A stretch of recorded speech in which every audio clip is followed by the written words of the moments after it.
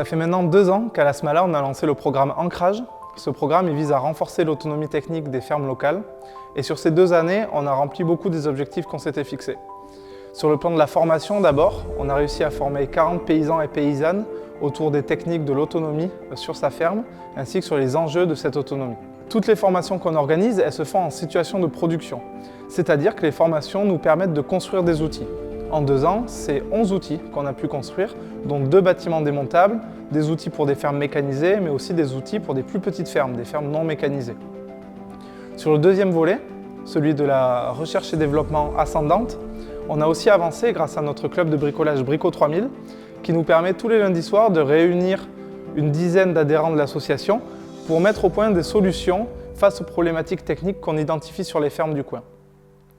Ce travail de la première année de Brico 3000 a permis de produire un prototype de quad tracteur électrique fabriqué uniquement à partir de matériaux recyclés. Enfin, sur le troisième volet, qui est celui de la concertation, et plus largement sur notre volonté de faire passer le message que la technique est politique dans une perspective de transition de nos pratiques agricoles.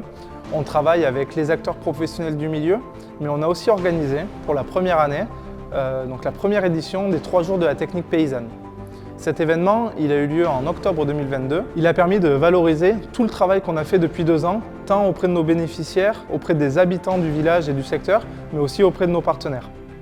Je remercie Bernard Delhomme, Florian Dedourge et Nicolas Decombe pour la participation à cette table ronde, et aussi les financeurs du programme, que sont la région Nouvelle-Aquitaine, le programme européen Leader et la Fondation de France.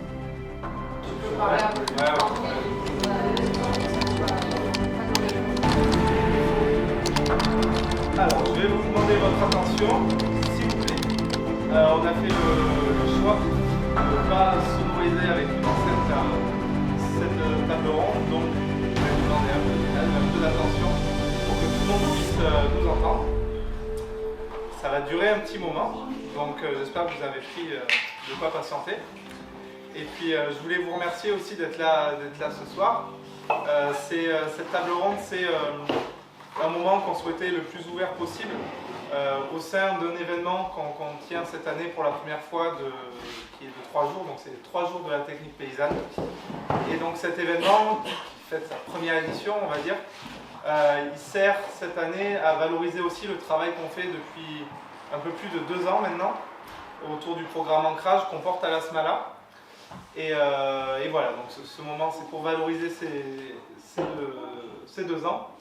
On a tenu hier un comité de suivi. Aujourd'hui, des ateliers techniques ont eu lieu à l'atelier de fabrication qui est notre second lieu, puis chez la ferme sauvage ici à Saint-Julien.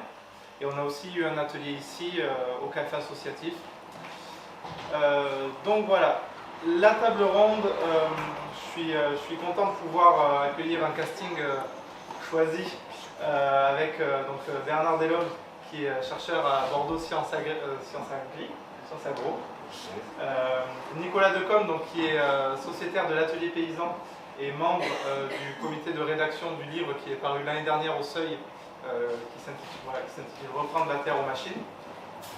Et Florian Dedourge aussi, donc paysan de Coussuzan, qui était parmi les premières fermes enquêtées pour le début du programme Ancrage, pour s'assurer qu'on travaillait dans la bonne direction, et qui est aussi présent sur toutes les formations depuis le début du programme.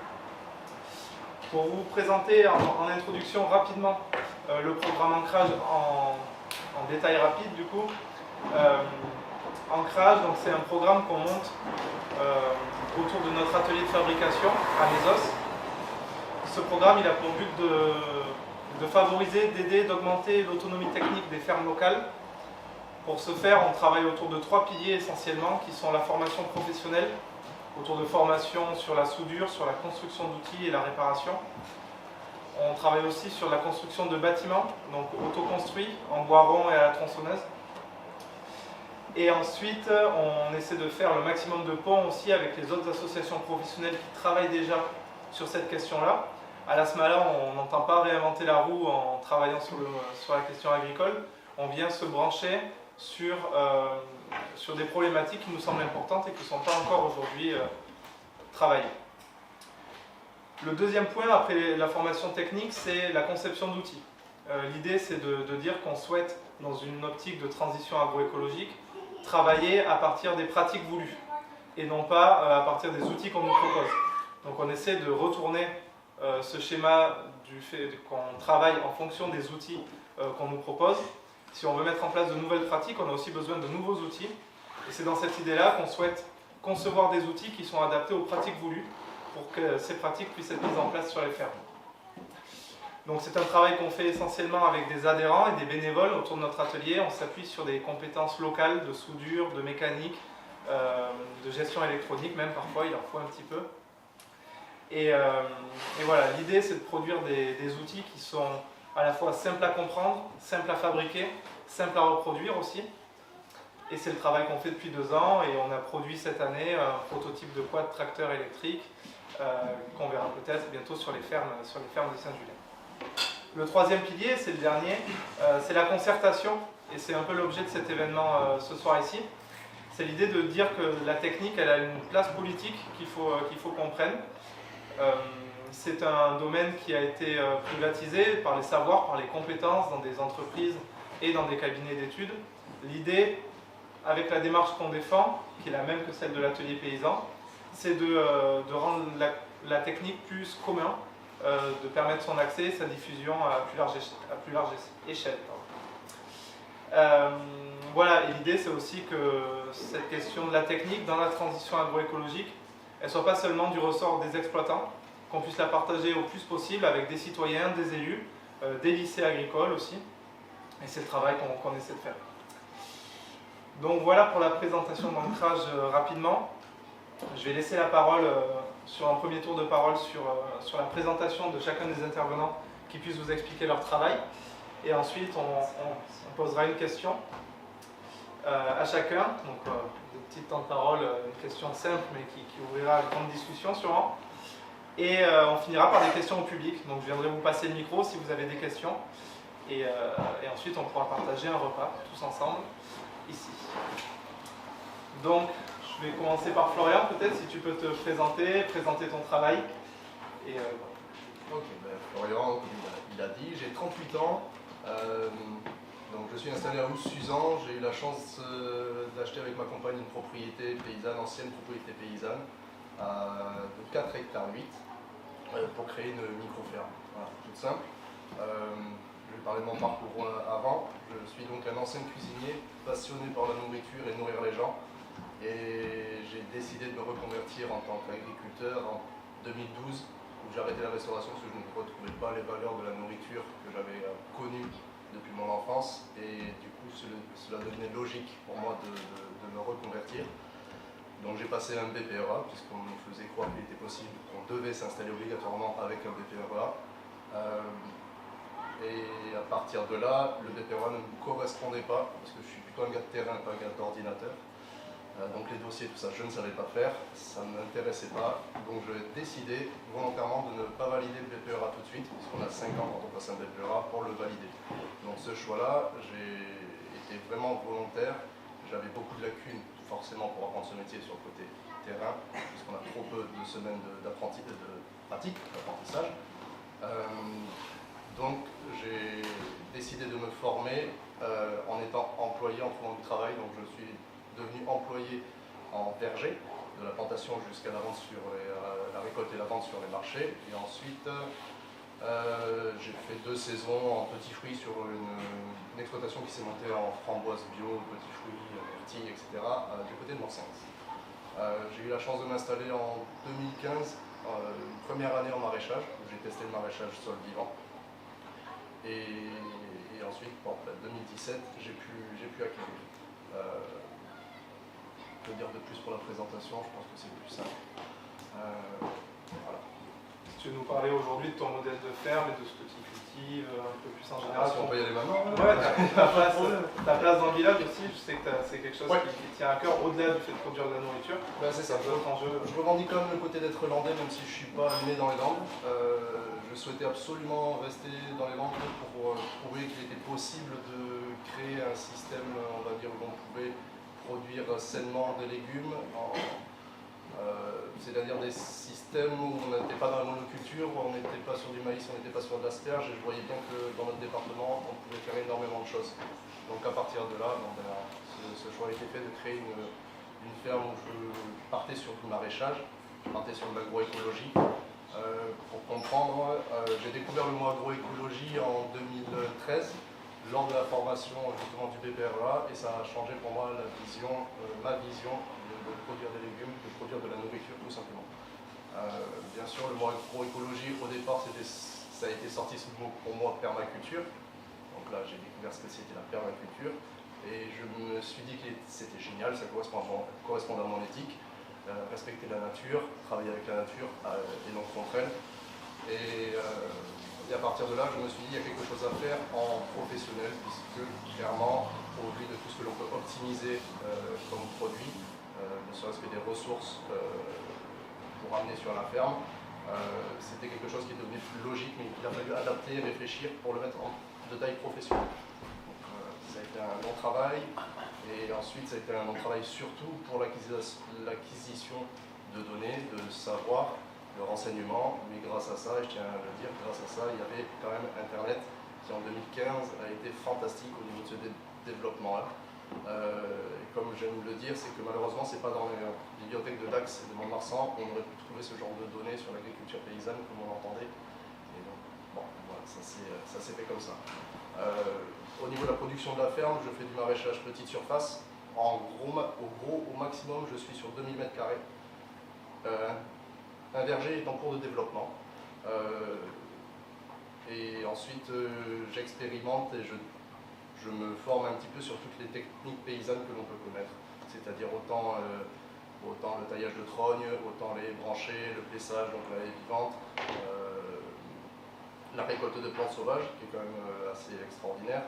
Et ensuite, j'oublie la vannerie, voilà, l'apiculture, bien entendu, parce que c'est essentiel pour, je pense, pour tout maraîcher. Et voilà. Je considère aussi que pour mon travail, la transmission est très très importante. Donc je participe énormément à tout ce qui est, énormément, à mon échelle, pour le potager, la création d'un potager pour les enfants dans le village, où là on produit, je fournis toutes les semences, les plants, et on produit avec les enfants, principalement des patates, des choses qui se récoltent très facilement, et on divise, on fait récolte en fin de saison, on divise pour chaque enfant, on distribue à chaque enfant. Donc la transmission du savoir paysan et de la bonne nourriture auprès des enfants et des écoles est quand même assez importante pour moi. Et je participe pour le village énormément, ce qui fait partie de mon temps de travail à la vie du village, c'est-à-dire le travail sur les associations, le comité des fêtes, les événements sportifs s'il y en a, et voilà. Mon intégration dans le village n'a pas été simple, parce que je suis arrivé avec des idées assez arrêtées. Ayant grandi sur la côte, ayant eu l'ouverture d'esprit qu'il y a sur la côte, je ne m'attendais pas à ce qu'à 50 km à l'intérieur des terres, moins de 50 km par rapport ici, les villages et la mentalité soient si fermes. Donc à partir de là, on en reparlera peut-être tout à l'heure, mais j'estime que maintenant, au bout de 85 ans, l'ouverture commence à se faire, mais à l'intérieur des terres, on a énormément de retard par rapport à vous et aux événements qui se font sur la côte. Oui, merci. Avec plaisir. Merci beaucoup pour cette présentation. Je vais donner la parole à Nicolas, peut-être pour nous présenter l'atelier paysan dans la structure et aussi la rédaction du livre qui est paru l'année dernière. Ouais. Alors donc moi Nicolas Decombe, bonsoir donc, à tout le monde. Moi je vais vite fait me présenter. Moi j'ai un parcours un peu atypique, on va dire. C'est-à-dire que je suis un ancien informaticien qui est allé au bout de la critique de son métier. Au départ, j'ai voulu, il y a une bonne dizaine d'années, j'ai voulu aménager mon métier pour en faire quelque chose de moins contraignant, qui pousse à l'émancipation, etc. Donc je me suis intéressé à ce que je pouvais faire dans ce champ-là. Hein. Et malheureusement, j'ai un peu trop poussé. J'ai rencontré toute la tradition de la philosophie de la technique et la sociologie de la technique. Et je suis arrivé au constat que en fait, le problème, c'était mon métier, quoi. Voilà, donc j'étais un peu... alors j'avais versé dans une espèce de radicalité pleine pleine de complexes, parce que j'avais encore besoin d'exercer pour gagner ma vie, etc. Et j'étais à cette époque-là, quand je rencontre l'atelier paysan, donc dans une conférence qu'on organise par une asso dans laquelle je suis très investi de critique de la technique, qui s'appelle Technologos. Et donc je rencontre l'atelier paysan dans le cadre d'une conférence qu'on organisait sur l'agriculture. Moi à l'époque je suis idéologiquement convaincu de l'agriculture paysanne, qu'il ne faut pas d'OGM, qu'il ne faut pas de pesticides, etc. Mais ça se limite à peu près à ça, quoi. Une conviction idéologique, s'il fallait argumenter, j'aurais été bien mal, quoi. Alors, et je vois l'atelier paysan, donc ces fous furieux là qui construisent leurs propres machines avec une approche low-tech et surtout avec un discours politique qui accompagne cette création de machines. Bon, on sympathise, je finis par faire rentrer l'association au sociétariat de l'atelier paysan et là ça colle vachement bien entre nous, quoi. Donc pour arriver à cette période du côté atelier paysan, donc l'atelier paysan ça commence il y a une douzaine d'années par la rencontre d'un maraîcher et d'un animateur d'un groupement d'agriculture biologique.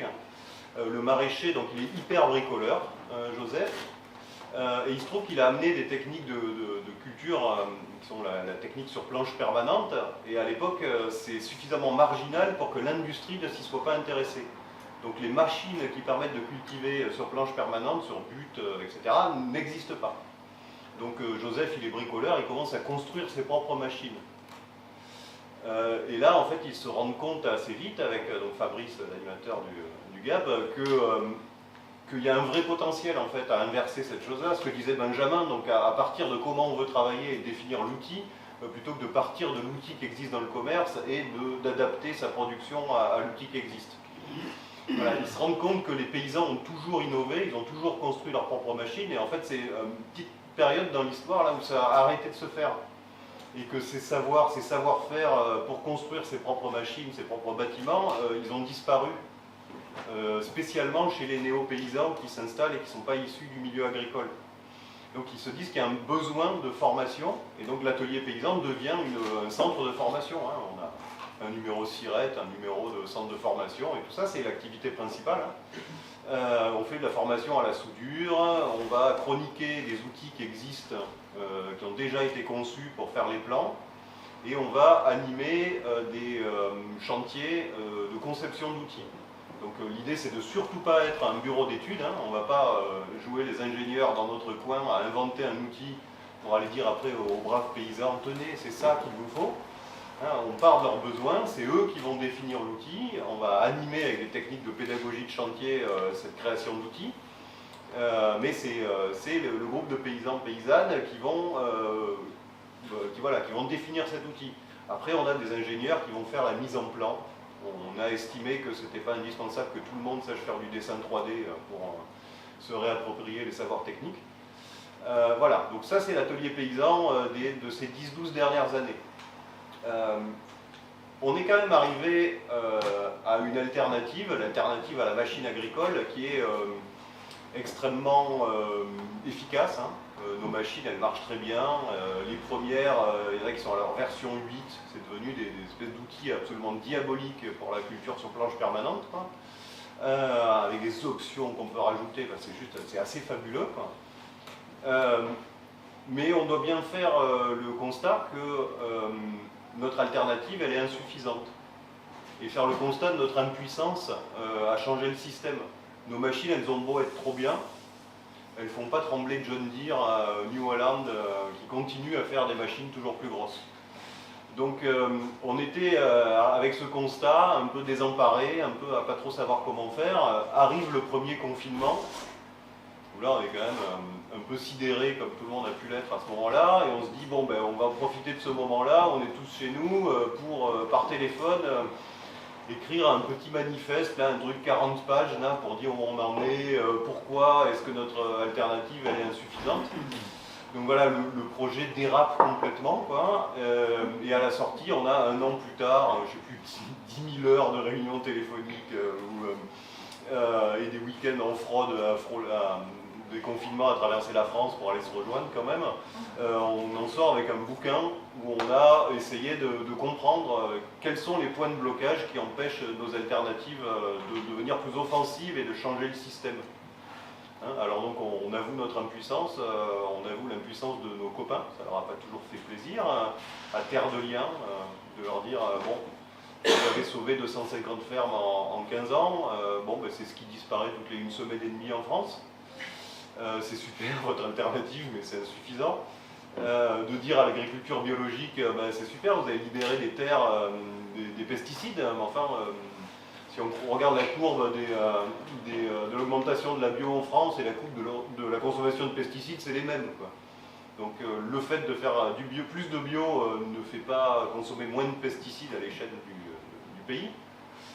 Voilà, donc on a fait ce travail d'essayer de comprendre pourquoi et d'avoir quelques moyens de déverrouiller ce qui nous empêche de passer à une échelle supérieure et à vraiment reprendre la terre aux machines mécaniques, aux machines technologiques, aux machines bureaucratiques et voire aux machines syndicales. Merci pour la présentation. Je passe la parole à Bernard Delhomme, chercheur à Bordeaux Sciences Agri, pour présenter ses travaux. Oui, bonsoir. Ça va être un peu plus simple comme parcours. Moi, d'abord, pourtant il est plus long, hein, parce que je suis plus âgé que les autres, donc voilà, mais moi je suis enseignant, donc on dit enseignant-chercheur dans notre jargon. Ça veut dire que je passe une partie de mon temps effectivement à enseigner, donc dans une école d'ingénieurs agro à Bordeaux, qui s'appelle Bordeaux Sciences Agro. Et donc on fait grosso modo la moitié de notre temps en formation et la moitié de notre temps sur d'autres activités, dont de la recherche. Donc côté formation, moi je suis investi dans préparer nos jeunes. Vous avez dû tous entendre parler de ça ce printemps dernier. On serait plutôt du côté des bifurqueurs, nous autres à Bordeaux Sciences Agro, enfin dans notre petite équipe. Je vous rassure, on est marginaux, hein, on est dans le sens de l'atelier paysan, on fait tout ce qu'on peut, mais on pèse quand même pas beaucoup par rapport au reste de nos collègues. Voilà, et donc je travaille dans une troisième année, parce que nous, nos étudiants en dernière année, comme dans beaucoup d'écoles d'ingénieurs, font plutôt une spécialisation, comme on appelle ça, qui s'appelle agriculture, proximité et territoire. Donc en gros, moi là-dedans, je suis enseignant en gestion d'entreprise, donc je fais la partie entreprise, donc la partie agriculture, mais qui aujourd'hui clairement se réinscrit dans des dynamiques territoriales avec voilà, une agriculture de circuit court, de vente directe, de réancrage territorial et évidemment de défense un peu de valeurs dites de développement durable. On en parlera. Donc du coup, moi là-dedans, j'ai développé 3 morceaux de recherche, et dont un dont je viens de vous parler ce soir.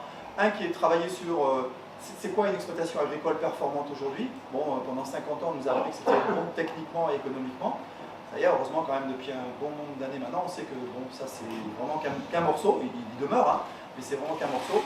Et donc il faut aussi à côté de ça être bon environnementalement, entre guillemets, et bon aussi socialement et sociétalement. Voilà, donc développer une méthode d'évaluation de ce qu'on appelle la durabilité des exploitations agricoles, qui s'appelle IDEA, indicateur de durabilité, bref. Et donc c'est un des champs de recherche où je suis. Bosser avec mes collègues dans l'équipe de recherche qu'on est, là, qui est rattachée à INRAE, chez nous, l'Institut de recherche agronomique, justement sur ces circuits courts et circuits de proximité et leur intérêt. Donc on a développé plusieurs programmes de recherche là-dessus. Bon, et là aussi, j'amène la partie plutôt exploitation agricole, qui forcément du coup sont voilà, insérées dans des économies dites de proximité. Et ça m'a amené à développer, pas tout seul évidemment, mais avec d'autres collègues que ce Bordeaux Sciences Agro cette fois-ci, 2 programmes de recherche autour de la notion de micro-ferme, qui sont voilà, un nom qui est sorti début des années 2000, un petit peu dans le jargon.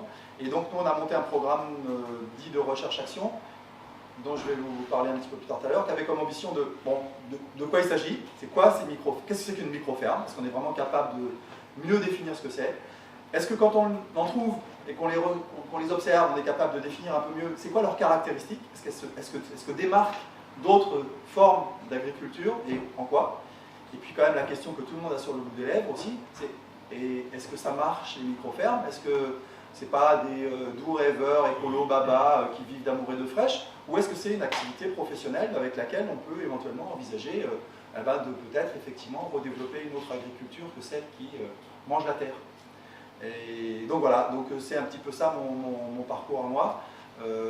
J'ai bourlingué pas mal donc sur les terrains, parce qu'on fait de la recherche-action, et même j'ai eu la chance moi, de pouvoir aller bosser pendant ouais, plus d'une dizaine d'années en Europe de l'Est, parce que finalement, dans ces territoires-là aujourd'hui, c'est cette agriculture-là qui existe encore et qui est en train d'être démantelée et écartelée pour faire comme on a fait nous il y a 60 ans, mais qu'on est capable de retrouver, dont on est capable de retrouver un certain nombre de valeurs et caractéristiques, et bien que finalement aujourd'hui on peine à réimplanter chez nous. Donc ça va donner quand même à voir, ça fait toujours prendre du recul et d'aller chercher des choses à l'extérieur, mais ça donne encore plus voilà, du coup d'argumentaire pour ici, encore plus défendre la promotion de ce mode d'agriculture-là. Merci beaucoup. Et du coup, on va peut-être parler un peu plus précisément de ton travail, Florian. Si tu peux nous raconter du coup quel est ton quotidien sur la ferme, de quelle manière tu travailles, quel était aussi ton rapport à la technique avant d'arriver là. Est-ce que tu peux coller? Est-ce que tu avais déjà construit des outils? Voilà, je sais que tu as aussi des rapports avec des anciens du village qui t'ont montré des outils. Voilà, est-ce que tu peux nous parler un peu de ce rapport que tu as à ton outillage et comment tu l'utilises? Je vais d'abord vous expliquer comment je procède, quand même. Pour la ferme, il était simple. Pour moi, il fallait que je réduise un maximum les coûts. Et vu l'importance pour moi éthique de travailler pour la nature, comme je vous l'ai dit, et voyant les difficultés d'optimisation de tout ce qui est déchets verts, broyat, tout ce qui est dans les déchetteries et on va dire le voisinage ayant beaucoup de matière à optimiser, je me suis mis en tête de trouver un paysagiste ou un jardinier qui puisse m'apporter de la matière ou même travailler avec la communauté de communes, avec les collectivités, la déchetterie. Et il s'avère qu'à Rousse, il y avait juste en bas de chez moi un paysagiste qui ne savait pas quoi faire de toute sa matière, de tous ses déchets. Parce qu'il faut savoir que par chez nous, il y a 2 déchetteries. Bon, ça paraît pas mal sur les 2 villages d'à côté, seulement il y en a une qui est ouverte le jeudi matin et le samedi matin, et l'autre qui est ouverte le jeudi après-midi et le samedi après-midi. Donc là, les professionnels, ils seront emmerdés. Clairement, les particuliers seront emmerdés. Désolé du vocabulaire, mais ça s'arrête moi. Donc du coup, j'ai vu avec le collègue du village, de m'apporter tous ces déchets verts. À partir de là, je me suis aperçu que le volume était énorme. Donc le principe de vouloir mettre du paillage, de ne pas travailler le sol, était quelque chose de logique au vu de la permaculture, surtout l'agroécologie pour moi. Je me suis retrouvé avec un volume, la première année, qui était au-delà des 450 mètres cubes de végétaux à récupérer, à retravailler. Donc, à partir de là, je me suis dit, il va falloir envoyer du gros. Et envoyer du gros, pour moi, c'était que je n'avais pas de tracteur, donc c'était à tout amener à la brouette, tout étalé au râteau. Je travaillant sur des jardins de 250 mètres carrés. Et pour la rotation, ça devenait quelque chose de logique pour chez nous, parce qu'au fur et à mesure des végétaux, forcément, sur des principes on va dire, agronomiques, une saison c'était du vert, c'était de l'azote, une saison c'était du carbone, c'était des feuilles, et des fois du broyat ou du branchage. Donc comme je vous ai expliqué, je pouvais tout optimiser chez nous, que ce soit en paillage, que ce soit sur du compostage, parce qu'on a fait le choix de faire de notre compost nous-mêmes, vu la qualité médiocre en 2017 du terreau composté que l'on pouvait trouver issu des déchets verts, des déchetteries avec tout le plastique qu'il y a dedans, tout le merdier qu'il y a, plastique et autres, parce qu'il y a du métal, des balles de golf entières, des pots de 2 litres cassés en deux. Enfin, on se demande comment ça c'est possible dans un terreau qui est censé être criblé à 0,2 mm. Donc voilà, je me suis dit que là c'était médiocre, donc on va faire notre compost nous-mêmes. Ça a été du coup très facile, fastidieux au départ par la technique de le faire, et ensuite du pur bonheur quand on a pu le développer de nous-mêmes. Une façon de faire, j'ai pas développé, j'ai rien inventé, j'ai juste utilisé la façon de faire de Jeanpin, de travailler le compost en andin. Il ne fait pas forcément du compost même. Je me suis inspiré aussi d'une personne qui a traduit les travaux du docteur Hélène Ingham sur le compost. Et à partir de là, l'optimisation des déchets verts était juste géniale. Cependant, et voulant travailler et montrer qu'on pouvait produire sur petite surface pour 8 personnes le système d'une micro-ferme, au bout de 3 ans, j'ai perdu beaucoup d'énergie, forcément. Même si de temps en temps il y avait des stagiaires, je n'étais pas pour le principe de prendre des bouffeurs parce que je ne voulais pas de la main-d'œuvre cachée, désolé si le terme est un peu fort, mais de la main-d'œuvre cachée comme on a pu le voir de temps en temps sur certaines autres exploitations. Donc voilà, petite rotation de 250 mètres carrés, beaucoup de végétaux à apporter, pas de travail du sol. Et ensuite, avec tous ces végétaux-là, on a pu créer des branchés, parce que vous doutez qu'un volume comme ça, il faut trouver de quoi faire. Et au final, tout s'est imbriqué quelque chose de logique, c'est-à-dire toute cette optimisation nous a permis de former notre base de projet qui, sur une propriété de 4 hectares 8 avec 2 hectares 5 de forêt, il y a quand même 2 hectares 2 de terre agricole, ça nous permettait de voir un projet global et à long terme assez extraordinaire. Quelque chose qui n'était pas encore en place dans les Landes. Donc je ne dis pas que j'étais pionnier, mais au niveau de pousser le raisonnement de l'utilisation des déchets verts et de la matière, on était peu. Et heureusement que j'ai des collègues ici présents qui ont fait la même chose à peu près sur le même laps de temps. Donc ça a permis d'ouvrir un peu on va dire, les discours, les témoignages pour des idées de chacun. Donc c'est comme ça que je souhaitais faire. Et ensuite, pour la biodiversité, puisque je vous ai dit, la nature et l'éthique pour moi c'est très important pour la biodiversité. À partir de là, on a décidé, donc l'apiculture comme je vous ai cité tout à l'heure, prendre des animaux, donc faire une rotation de volailles sur les jardins au fur et à mesure de mon plan technique et de la rotation des cultures, et ensuite intégrer dans le verger des brebis de variété landaise pour l'éco-pâturage. Réintroduire la brebis landaise comme il se faisait avant dans le nettoyage de la forêt, dans le nettoyage des vergers, parce qu'il y en avait dans les Landes, et ça s'est drôlement perdu. On va pas dire un peu bizarrement, mais au vu de tout ce que l'on connaît maintenant du système agricole, ça s'est compris.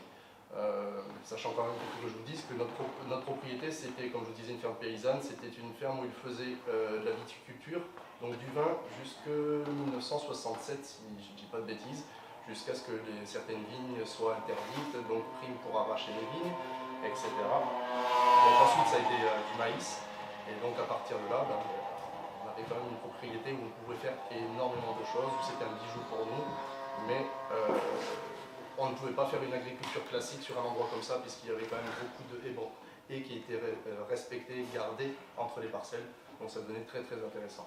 Donc mon quotidien n'est pas que dépendre de la matière, n'est pas que ça, mais on va dire si on peut commencer à parler du temps de travail, ma journée commence quand le soleil se lève et se couche quand le soleil se couche. Voilà, ma journée se termine quand le soleil se couche. Par contre, je voudrais juste vous dire quelque chose, c'est que quand je parlais tout à l'heure du côté paysan, j'aime bien citer une phrase de Claude Bourguignon pour dire que les paysans, dans paysans, il y a pays et paysage.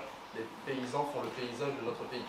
Et c'est pour ça que j'insiste là-dessus, parce que je ne me vois pas du tout comme agriculteur, qui pour moi, en opposé, même si on n'est pas censé faire des opposés, mais plutôt des parallèles sur les systèmes agricoles, l'agriculteur cultive la terre et par son statut d'exploitant agricole, exploite la terre. Et ça, c'est quelque chose que je ne souhaitais pas. Donc forcément que du coup, notre projet est clairement différent de ce qui peut se faire actuellement. Donc voilà. Après mon quotidien, si vous voulez qu'on parle de mon quotidien, c'est l'ouverture des volailles, balade en forêt, surveillance de la propriété, et évolution de la propriété, et ensuite il y a quoi, il y a 5-6 heures de travail sur le maraîchage et la production, et ensuite il y a quand même les ventes sur les marchés qui me prennent sur 3 marchés, ça me prend 16 heures de travail, donc ce qui n'est pas rien dans le temps de travail hebdomadaire. Et est-ce que tu pourrais aussi nous parler de ton intégration dans, on va dire, l'écosystème agricole autour de toi? Est-ce que ton arrivée dans le village et les méthodes de culture ont posé des questions à tes voisins, agriculteurs? Ouais. Est-ce qu'il y a eu des incompréhensions, des échanges là-dessus? Ouais. Je vais essayer de pas trop m'épandre sur ce sujet-là, parce que je pourrais en dire beaucoup, j'ai énormément d'anecdotes à vous raconter. Mais clairement, notre venue avec ma compagne, mais principalement moi, puisque c'était mon projet, j'ai revendiqué l'agriculture sans labour directement en mettant un panneau à l'entrée, agriculture paysanne et sans labour, a beaucoup choqué le village, puisque j'étais sur la route où les tracteurs passaient tout le temps. À partir de là, beaucoup d'étiquettes ont été... J'ai manipulé des étiquettes et des casquettes.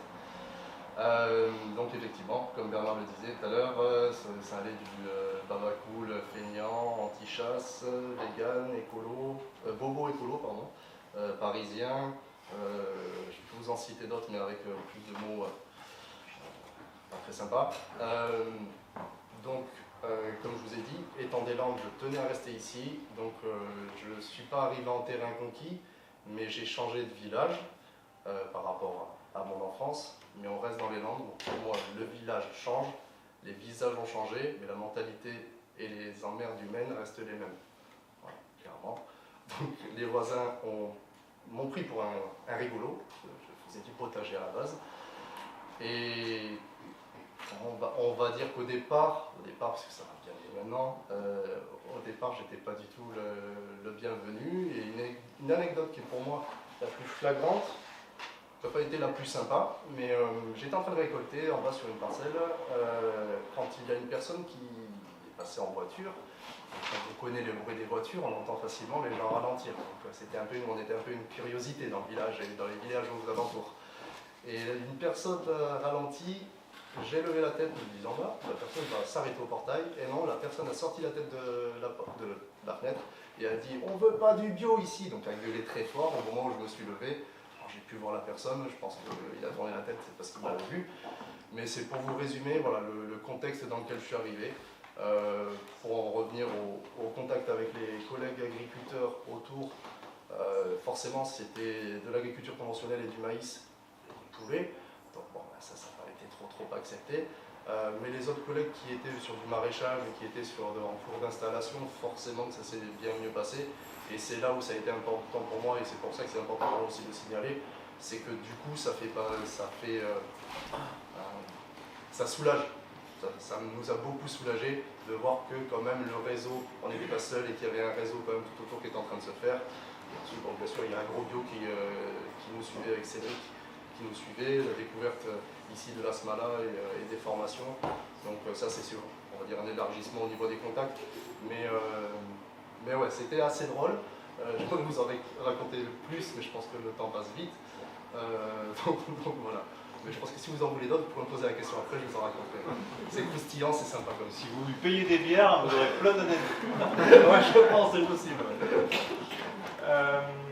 Bernard, avec le programme Microagri, est-ce que le récit de Florian et son témoignage rappelle des profils que vous avez pu faire sur les micro-fermes? Est-ce qu'il y a des tendances lourdes qui se dégagent, même si ces exploitations-là sont par nature très singulières et très adaptées à chaque exploitant, chaque paysan? Est-ce que le programme Microagri a pu mettre en avant quelques traits qui ressortaient? Oui, bien sûr. Alors, on ne travaillait pas sur le territoire des Landes, donc j'ai pas d'anecdote aussi croustillante à raconter. On s'est d'abord concentré, nous, sur le département de la Gironde, puisque c'était celui-là qui était le plus facile, effectivement, pour nous à travailler. Et dans le programme qu'on est en train de mener maintenant, on a élargi un petit peu et on travaille à cheval sur Gironde et Dordogne. Je vous ai dit tout à l'heure, on a essayé de travailler en 3 temps. D'abord, se clarifier les idées sur qu'est-ce que c'est qu'une micro-ferme. Donc pour être sûr de réussir à faire un peu notre travail de recherche, entre guillemets, donc on a bien sûr fait de la biblio, il y a quand même d'autres personnes qui travaillent en France là-dessus. Il y a une petite équipe à Paris-Tech, notamment, enfin en région parisienne.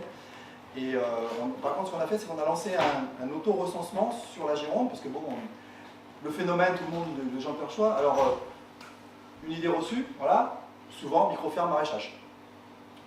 C'est vrai que c'est plutôt dominant, le maraîchage en système micro-ferme, mais c'est pas le seul.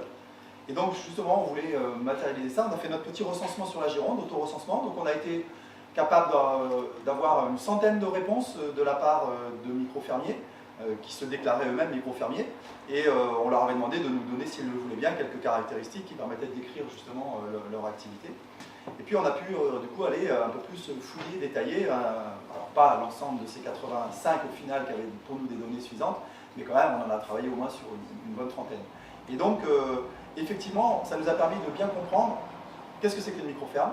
Donc on a donné 5 objectifs, je ne vais pas tous vous les expliquer ici, mais bon vous verrez, j'ai laissé quelques petites brochures là-bas, là, si vous voulez aller regarder effectivement un petit digest entre guillemets de notre travail des 3 premières années. Donc il y a 5 caractéristiques qui pour nous semblent effectivement définir ce que serait une micro-ferme.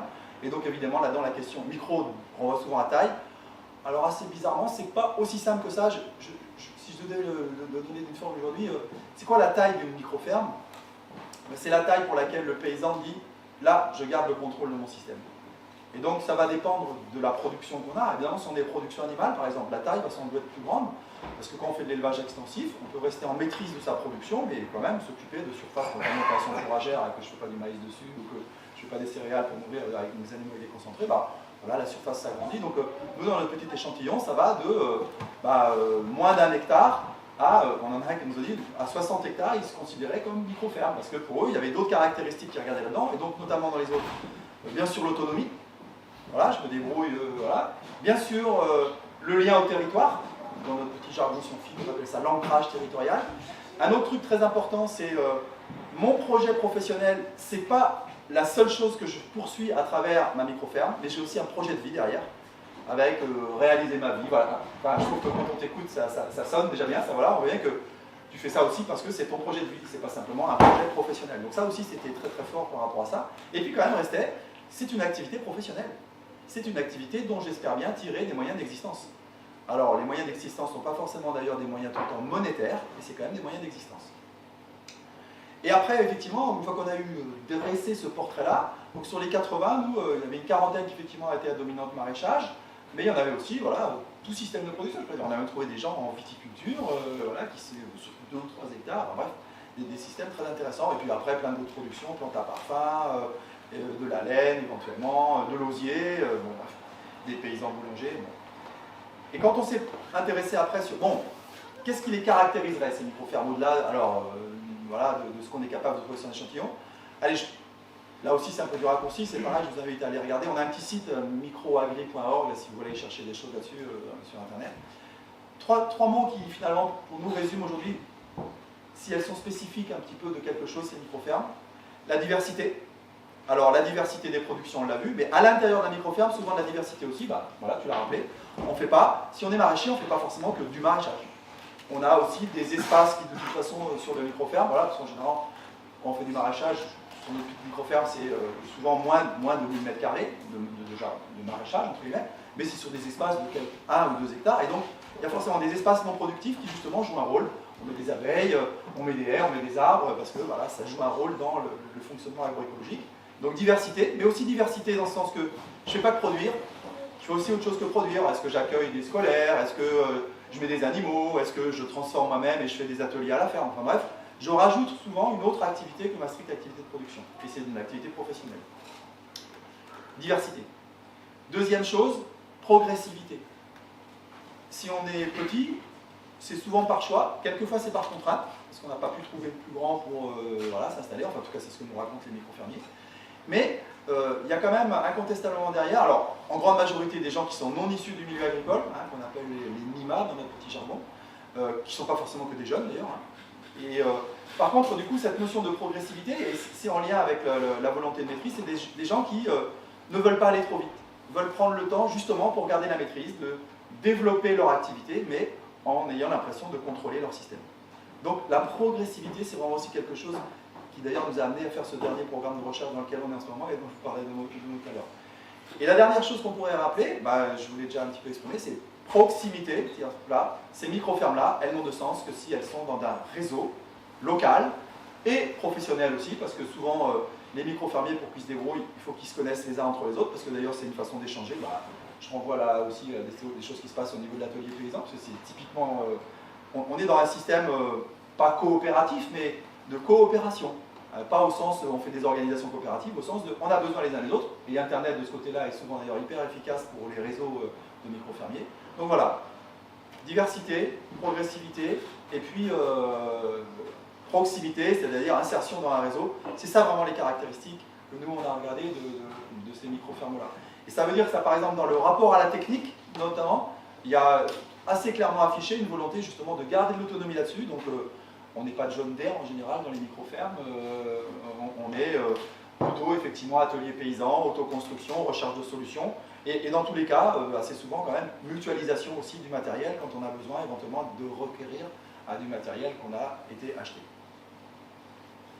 Est-ce qu'on peut dire 2 mots de micro-acri compagnonnage? Alors, oui, alors, le dernier volet de notre travail sur les micro-fermes, je ne vais pas vous en parler beaucoup là ici, c'était de dire, bon, comme je vous disais tout à l'heure, est-ce que ça marche?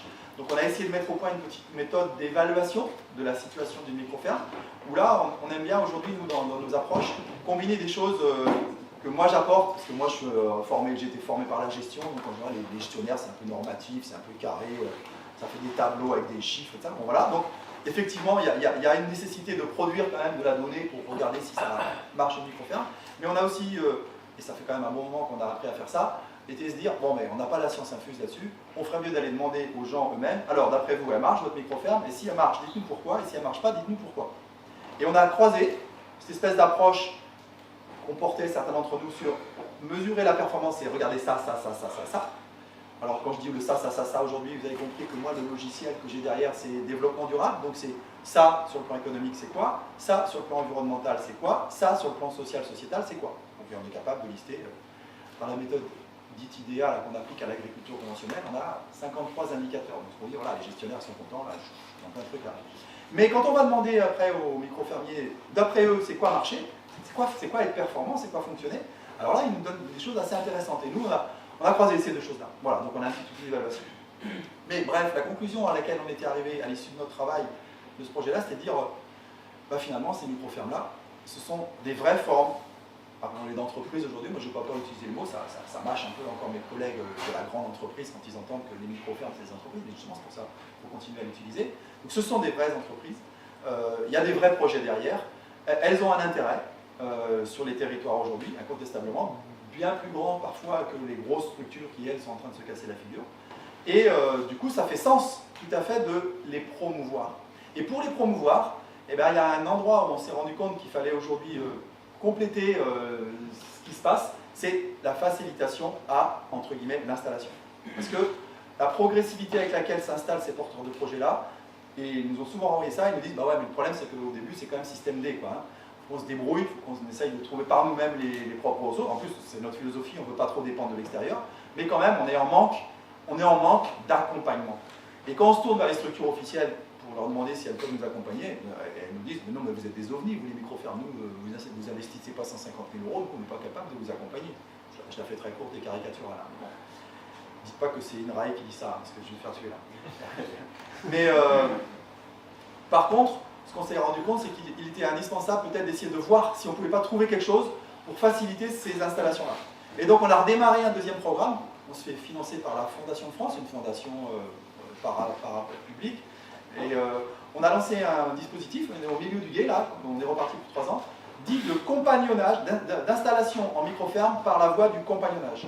Donc on a trouvé sur le territoire de Gironde et de Dordogne des micro-fermiers déjà installés depuis au moins 3 ans, qu'on a appelés des maîtres compagnons, on a singé, on a recopié le vocabulaire du compagnonnage classique dans le monde artisanal, et on a proposé à des porteurs de projets, une fois qu'ils s'étaient un petit peu choisis entre maîtres compagnons, de bénéficier d'un accompagnement par un porteur de projet, et le programme qu'on est en train de mettre en place, c'est d'aller observer ce qui se passe pendant la relation de compagnonnage pour savoir si elle est utile, elle est efficace, et surtout si elle pourrait devenir un dispositif qu'on pourrait faire financer par la puissance publique, parce que dans notre programme, on a dit que les maîtres compagnons, donc les micro-fermiers déjà installés avec de l'expérience et qui justement transmettent leur savoir, leur expérience, mais aussi beaucoup d'autres choses aux porteurs de projet ou aux jeunes micro-fermiers qui s'est installés, eh bien, ils soient rémunérés pour le travail qu'ils font là, puisque c'est du vrai travail de formation, l'accompagnement. Et donc, voilà, on est en train de tester ce dispositif-là.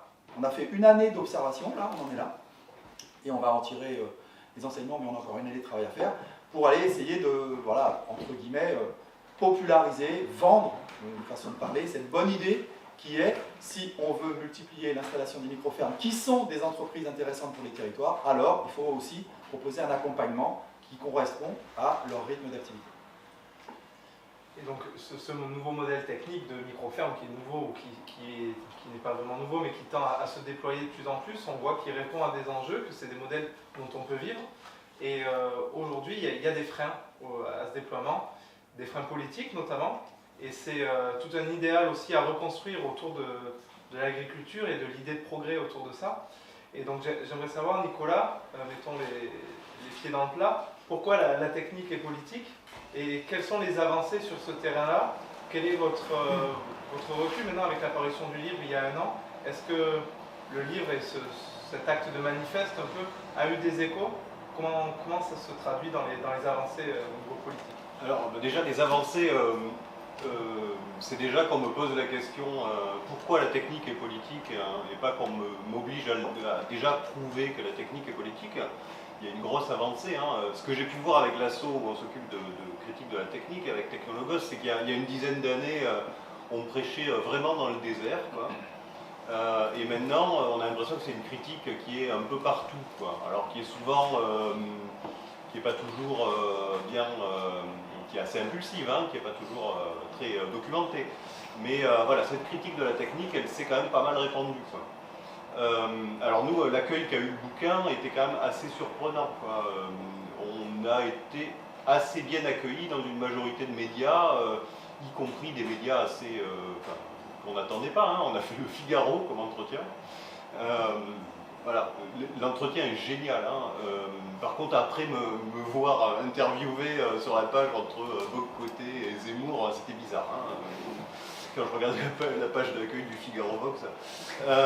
Mais voilà, même Libération, un journaliste qui s'intéresse à ces questions et qui est venu visiter l'atelier, qui a sorti un bouquin sur les luttes technocritiques récemment. Hein. Donc voilà, c'est un sujet qui est porteur, quoi. Alors ce qu'on peut voir, c'est qu'il y a des moments de technocritique, donc il y en a eu pas mal dans l'histoire, hein. C'est un courant écologiste extrêmement important, la technocritique, qui commence à la révolution industrielle.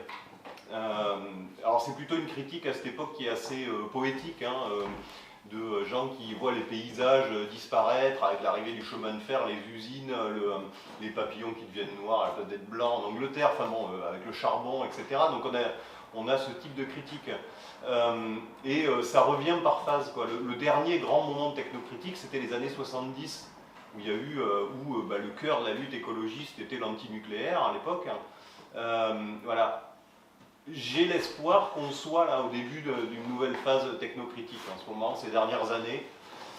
Voilà, j'espère, hein, sinon on est foutu, quoi. Voilà, donc la technique, alors c'est compliqué, c'est pas compliqué à définir en sociologie, philosophie, mais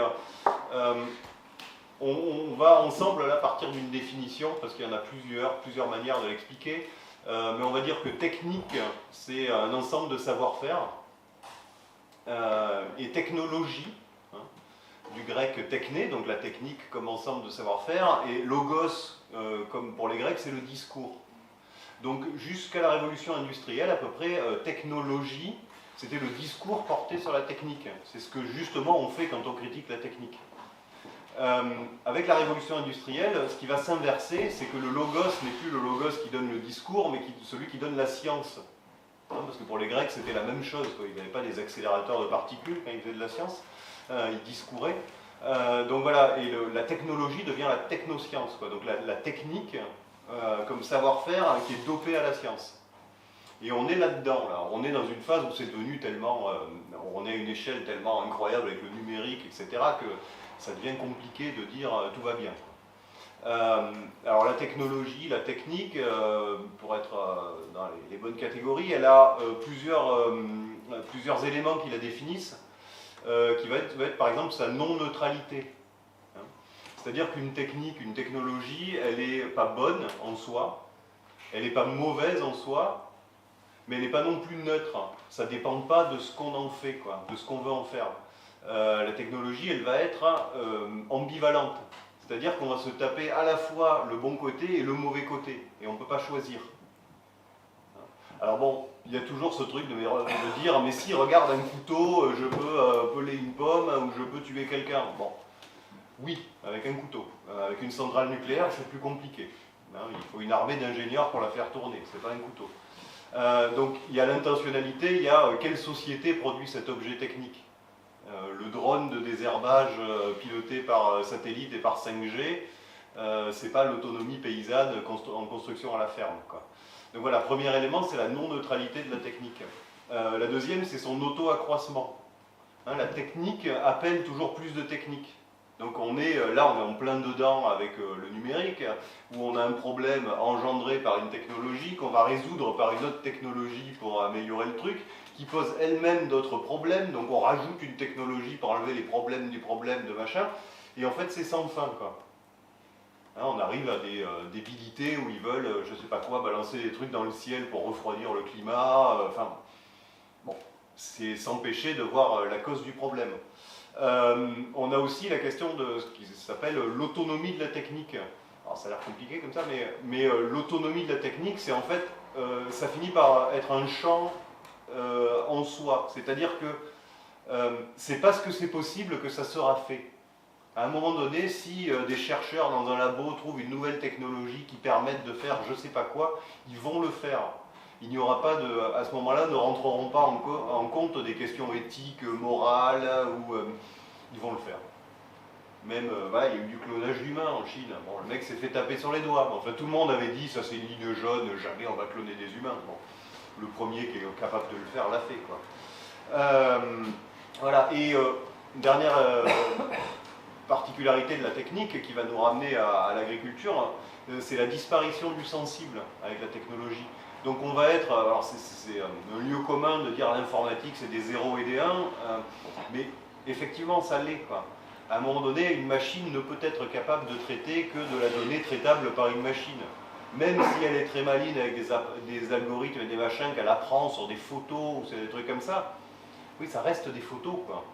Dire, un paysan, une paysanne qui va là, qui est dans son champ, qui sent la terre, hein, il y a tout un ressenti, une manière de faire, il y a plein d'autres critères qui rentrent en jeu que la technique va évacuer, quoi. Donc la technique, elle a tendance à rationaliser, quoi. Donc, le grand penseur bordelais Jacques Ellul, qui lui donne une définition de la technique qui est c'est la recherche de l'efficacité maximale en toute chose. Donc c'est essayer d'être à tout prix toujours plus efficace, hein, au prix de... Enfin, plus rien ne compte quand on est dans cette recherche d'efficacité. Alors voilà, là on était avec Florian dans une démarche où sa démarche n'est pas de chercher une efficacité maximale.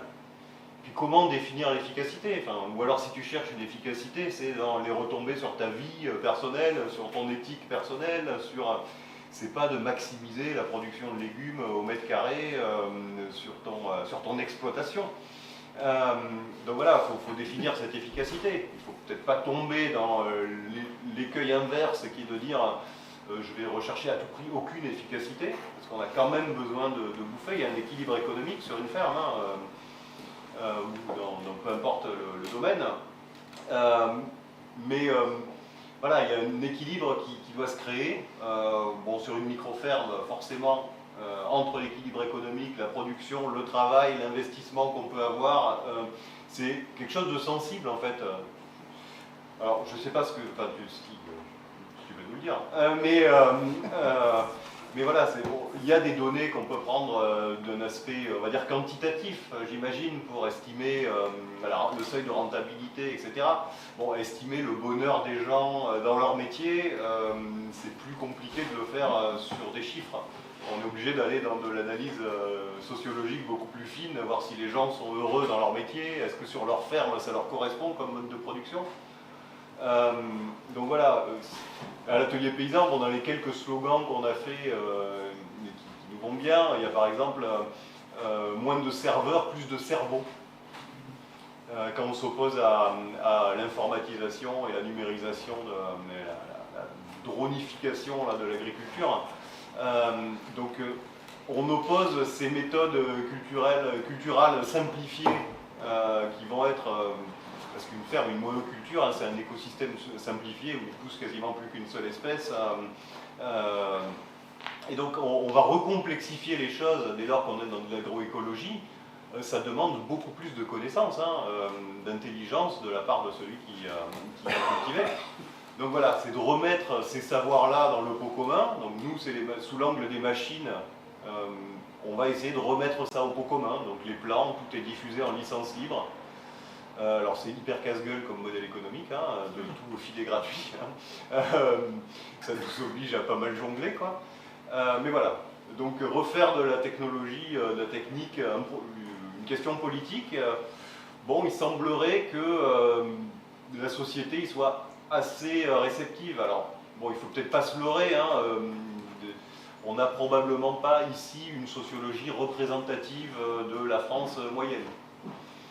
Partout, j'étais à Bordeaux, à l'Université populaire la semaine dernière, je leur disais la même chose, tout le monde était militant de gauche dans la salle, donc bon, écolo, machin, forcément que mon discours était mieux accueilli que, je ne sais pas, sur TF1, là, à 20h. Mais voilà, il semblerait quand même que les choses sont en train d'avancer.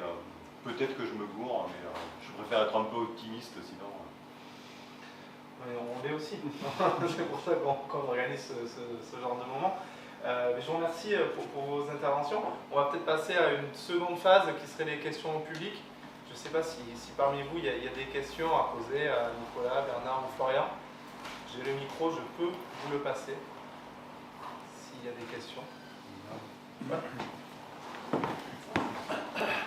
Oui, c'est une question concernant les micro-fermes, l'expérimentation et le compagnonnage. Donc actuellement, il est, si j'ai bien compris, c'est une phase d'expérimentation que vous avez faite. Et donc, par exemple, dans les Landes, il n'y a pas de compagnonnage de micro-fermes. Alors, il y a peut-être du compagnonnage dans les Landes, mais dans le cadre de notre programme, non, on n'en a pas. On s'est vraiment contenté, nous, de travailler sur une toute petite échelle. On a fait 4 binômes sur la Dordogne et sur la Gironde, de façon à avoir voilà, une possibilité d'observer des choses relativement simples. Mais l'idée est quand même d'aller assez vite, parce que c'est connu, ça commence à être un petit peu connu, donc on a des contacts, des touches, des gens qui nous arrivent, est-ce qu'on ne pourrait pas emboîter, et donc nous on est comme l'atelier paysan, en plus c'est de la recherche publique, donc on n'a aucun brevet à défendre et à vendre. Donc, par contre, on voudrait bien, avant de, entre guillemets, diffuser, quand même s'assurer que ce que l'on fait, ça a effectivement des traces qui semblent montrer que oui, c'est une bonne façon de faire. Et donc là, ce sera maintenant l'année prochaine. On verra ça. Je voulais en profiter pour dire, dans la façon de, quand on demande aux micro-fermiers, c'est quoi pour eux la réussite, c'est quoi pour eux le fait que leur micro-ferme fonctionne. Ils nous ont souvent donné des choses que nous on a appelées des nœuds de tension, c'est-à-dire qu'ils ont dit, voilà, ça c'est un critère important, mais finalement, il pourrait basculer d'un côté ou de l'autre. Alors je vous donne un exemple, on a dit, voilà, sur l'histoire du revenu. Ils nous disent souvent, nous, le revenu, c'est souvent contradictoire avec la liberté de choix. Donc en fait, moi, si je voulais faire ce que je veux, parfois, ce serait au détriment de mon revenu. Et que par contre, je prenais l'exemple tout à l'heure en maraîchage, voilà, est-ce que je suis un puriste? Donc moi, je ne veux pas mettre de plastique sur mes parcelles et sur mes planches, parce que voilà, le plastique, c'est pas bon. Voilà, et donc moi, je ne veux pas mettre de plastique sur mes planches. Ouais, mais mon projet de vie, c'est de pouvoir m'occuper de mes enfants, et j'ai des enfants aussi. Donc moi, passer 8 heures à désherber ma planche parce que j'ai pas mis de plastique dessus, ou m'occuper de mes enfants, eh ben j'arbitre. Ma liberté de choix, c'est, attends, je vais mettre du plastique, mais je vais quand même aller m'occuper de mes enfants. Et je trouve ça, voilà, c'est une bonne contradiction mesurée comme ça, en disant, voilà, nous, ce qui nous va, c'est d'avoir un bon compromis entre notre liberté de choix et puis quand même notre exigence de revenus. Ils ont dit pareil sur projet de vie, projet professionnel, justement, la même chose. Voilà, quand est-ce que je fais l'arbitrage entre ma vie professionnelle et ma vie privée? Ça se matérialise par exemple souvent sur, à l'intérieur de l'habitat. Les gens se disent, de façon claire, on veut séparer, moi. C'est-à-dire l'espace de travail, c'est pas l'espace de vie. Et d'autres, au contraire, qui disent, mais nous, si, c'est symbiotique, et donc, mais c'est clairement un point de différenciation. Je choisis de vivre à la fois mon projet professionnel et mon projet de vie, donc je dois le faire. Pareil sur, on a dit, l'autonomie, c'est quelque chose d'assez fort dans ces formes d'exploitation-là. Eh bien, c'est aussi contradictoire avec, je veux bien être autonome, mais je voudrais bien être en réseau. Je voudrais bien quand même avoir des liens, notamment avec des consommateurs locaux, avec des gens qui viennent même m'aider à bosser sur la micro-ferme parce que beaucoup de main-d'œuvre des fois j'ai besoin, même si c'est pas forcément l'idéal. Et donc, voilà, là aussi un truc contradictoire. Est-ce que je suis tout seul? Non, mais je suis content parce que du coup, je fais mon truc à moi et c'est moi qui maîtrise. Mais j'ai besoin d'être. Voilà, par exemple, le petit détour technique sur les limites. Dans beaucoup de micro-fermes, on n'a pas beaucoup de matériel, et je crois que tout le monde a Internet. Parce que justement, le réseau aujourd'hui, ça passe beaucoup par être capable d'être en lien, et pas forcément du coup être en lien qu'avec ses voisins, mais aussi être en lien avec les autres micro-fermiers qui ne sont pas forcément au même point. Voilà, donc il y a plein de petits endroits comme ça sur lesquels on est capable d'observer des choses. Je me souviens par une petite anecdote, tout à l'heure, tu en as raconté une. Je vais vous en raconter une petite croquignolaise quand même. Il y a une thèse qui est en train de se finir sur les micro-fermes qu'on a entamé du coup pour faire ça. Et donc avec le thésard qui s'appelle Damien, on a fait des petites publications pour aller dans les colloques. Ça. Et en 2021, ça c'est 2021, ouais, ça c'est l'année dernière, on a été un petit colloque fait par une association savante de gestion. Et Damien, c'est quand même lui le travailleur principal là-dedans, il a remporté le prix du meilleur chercheur. Et vous savez comment ça s'est fait, la remise de prix de meilleur chercheur? Et ben, ça s'est fait au siège du MEDEF à Paris, et c'est M. Roux de Bézieux qui nous a remis un prix en nous félicitant pour notre travail sur les micro-fermes. Il y a des petits moments dans la vie comme ça, il faut savoir apprécier. Justement, je rebondis vite fait là-dessus, parce que en fait, j'ai l'impression que ce qui se passe au niveau des micro-fermes et dans la paysannerie est peut-être très novateur pour tout le reste de la société, et que finalement c'est une innovation qui peut porter la société en général. Est-ce que vous avez d'autres exemples, je veux dire, aujourd'hui d'études sociales sur des métiers qui marient autant de concepts d'avenir? Non, moi malheureusement je suis dans le monde agronomique, et donc peut-être, je pense que dans le secteur social santé, on doit pouvoir trouver, à mon avis, mais je le dis de façon plutôt intuitive, une recomposition effectivement un peu des métiers aujourd'hui. Nous, je vais vous le donner par mon petit prisme à moi, et on le dit beaucoup, alors nous on sort des ingénieurs, donc c'est quand même des gens qui sont normalement censés trouver des niveaux d'emploi là, et il y a une espèce d'inversion depuis quelques années, mais d'ailleurs qu'on entend dans les médias, sur le fait que il y a quelques années, c'est l'employeur qui donnait le là, et le salarié, même ingénieur, il se fondait entre guillemets dans les conditions que lui fournit l'employeur. Et ça a une petite tendance à s'inverser. Aujourd'hui, on discute avec des cabinets chasseurs de tête, ils nous disent, c'est assez marrant, nous on n'ose même pas dire le nom de la boîte qui recrute avant de faire la sélection de nos candidats, et à la fin, quand on a 3-4 candidats qu'on présente à l'entreprise, quand les jeunes ils découvrent l'entreprise, ah non, ça c'est pas mes valeurs, hein. Donc moi c'est même pas la peine de me proposer un poste là, j'y vais pas. Ça c'est quand même, voilà, je trouve moi plutôt intéressant comme démarche. Je ne sais pas si on en tirera une complétude de comportement par rapport à ça, parce qu'on a tous nos contradictions quand même, hein. Mais je trouve que c'est intéressant ça. Voyons-le de façon optimiste. Oui, ça bouge peut-être un peu, mais il y a de la résistance en face quand même, hein. Enfin, c'est comme ça que je le verrai. Mais peut-être que oui, ça bouge un petit peu par rapport à ça. Et par contre, ce que je voulais vous dire, c'est que sur les territoires sur lesquels on travaille, finalement, on se rend compte que ça ne démarre pas que de l'agriculture, la recomposition des choses. On a aussi, nous, beaucoup de territoires sur lesquels c'est les consommateurs qui sont à l'amorce de rechercher des systèmes alimentaires un peu plus locaux, un peu plus durables, vérifier que ce qu'on donne aux gamins à la cantine, ça vient du local et c'est bio, c'est parfois initié par des consommateurs. Parfois, c'est initié par des élus. Il y en a quand même quelques-uns qui ont quand même une préoccupation par rapport à leur territoire là-dessus. Donc, on assiste quand même effectivement à un espèce de renouveau. Là, on appelle ça souvent la reterritorialisation de l'agriculture. Parce que notre agriculture conventionnelle, elle s'est foutue du territoire pendant 50 ans. Ce qu'un territoire, c'est un substrat pour produire, c'est absolument pas un lieu où c'est important de savoir où découlent les produits. Ça change. Voilà. Et le côté alimentaire revient un peu par la fenêtre par rapport à ça. Moi, je ne suis pas du tout du milieu, du coup, j'ai des questions un peu naïves. Est-ce que on peut réussir à nourrir toute la France sans l'agriculture industrielle? Et si on ne peut pas, comment on fait? Ouais. Alors, il y a eu des études qui ont été faites là-dessus. En parlant d'agriculture paysanne, il y a eu des études qui disent que on pourrait nourrir la France en agroécologie paysanne avec je sais plus, 2 millions et demi de paysannes paysans. Ça a un inconvénient quand même, c'est que ça serait 2 millions et demi qui bossent sans voir grandir leurs enfants, sans partir en vacances, en se tapant des horaires de fou, etc. Donc on avait fait un peu le calcul, nous on disait mais combien il en faudrait si on voudrait nourrir la France en agroécologie paysanne avec que les producteurs qui voient grandir leurs gosses, qui bossent 35 heures, un peu comme ils veulent, etc. Et là on arriverait plus sur du 8-10 millions de paysans en France, et on est dans une toute autre société, quoi. Donc il y a quand même une sacrée bascule à enclencher, parce que nous on parle d'inverser la tendance, parce que la tendance elle est à la disparition. Alors paysans, agriculteurs, agri-managers, peu importe les nouvelles catégories qu'ils mettent, hein, il y a un effondrement, c'est moins 20% tous les 10 ans à peu près. Hein, donc un cinquième qui ont disparu entre 2010 et 2020 au dernier recensement. On est à moins de... on a 380 000 fermes à peu près au recensement de 2020. On est passé en dessous de la barre, à la fin des années 90, en dessous de la barre du million. Hein. Donc c'est une hémorragie continue et qui s'accélère. Hein. Donc voilà, il faudrait déjà inverser la tendance et l'inverser fort. Hein. Il y a un petit asso de Toulouse qui s'appelle Solagro, qui a produit il y a quelques années un rapport qui s'appelle After 2050 et qui le décline aujourd'hui sur beaucoup de choses et qui fait plein de petits calculs comme ça à l'échelle du territoire national pour essayer de regarder.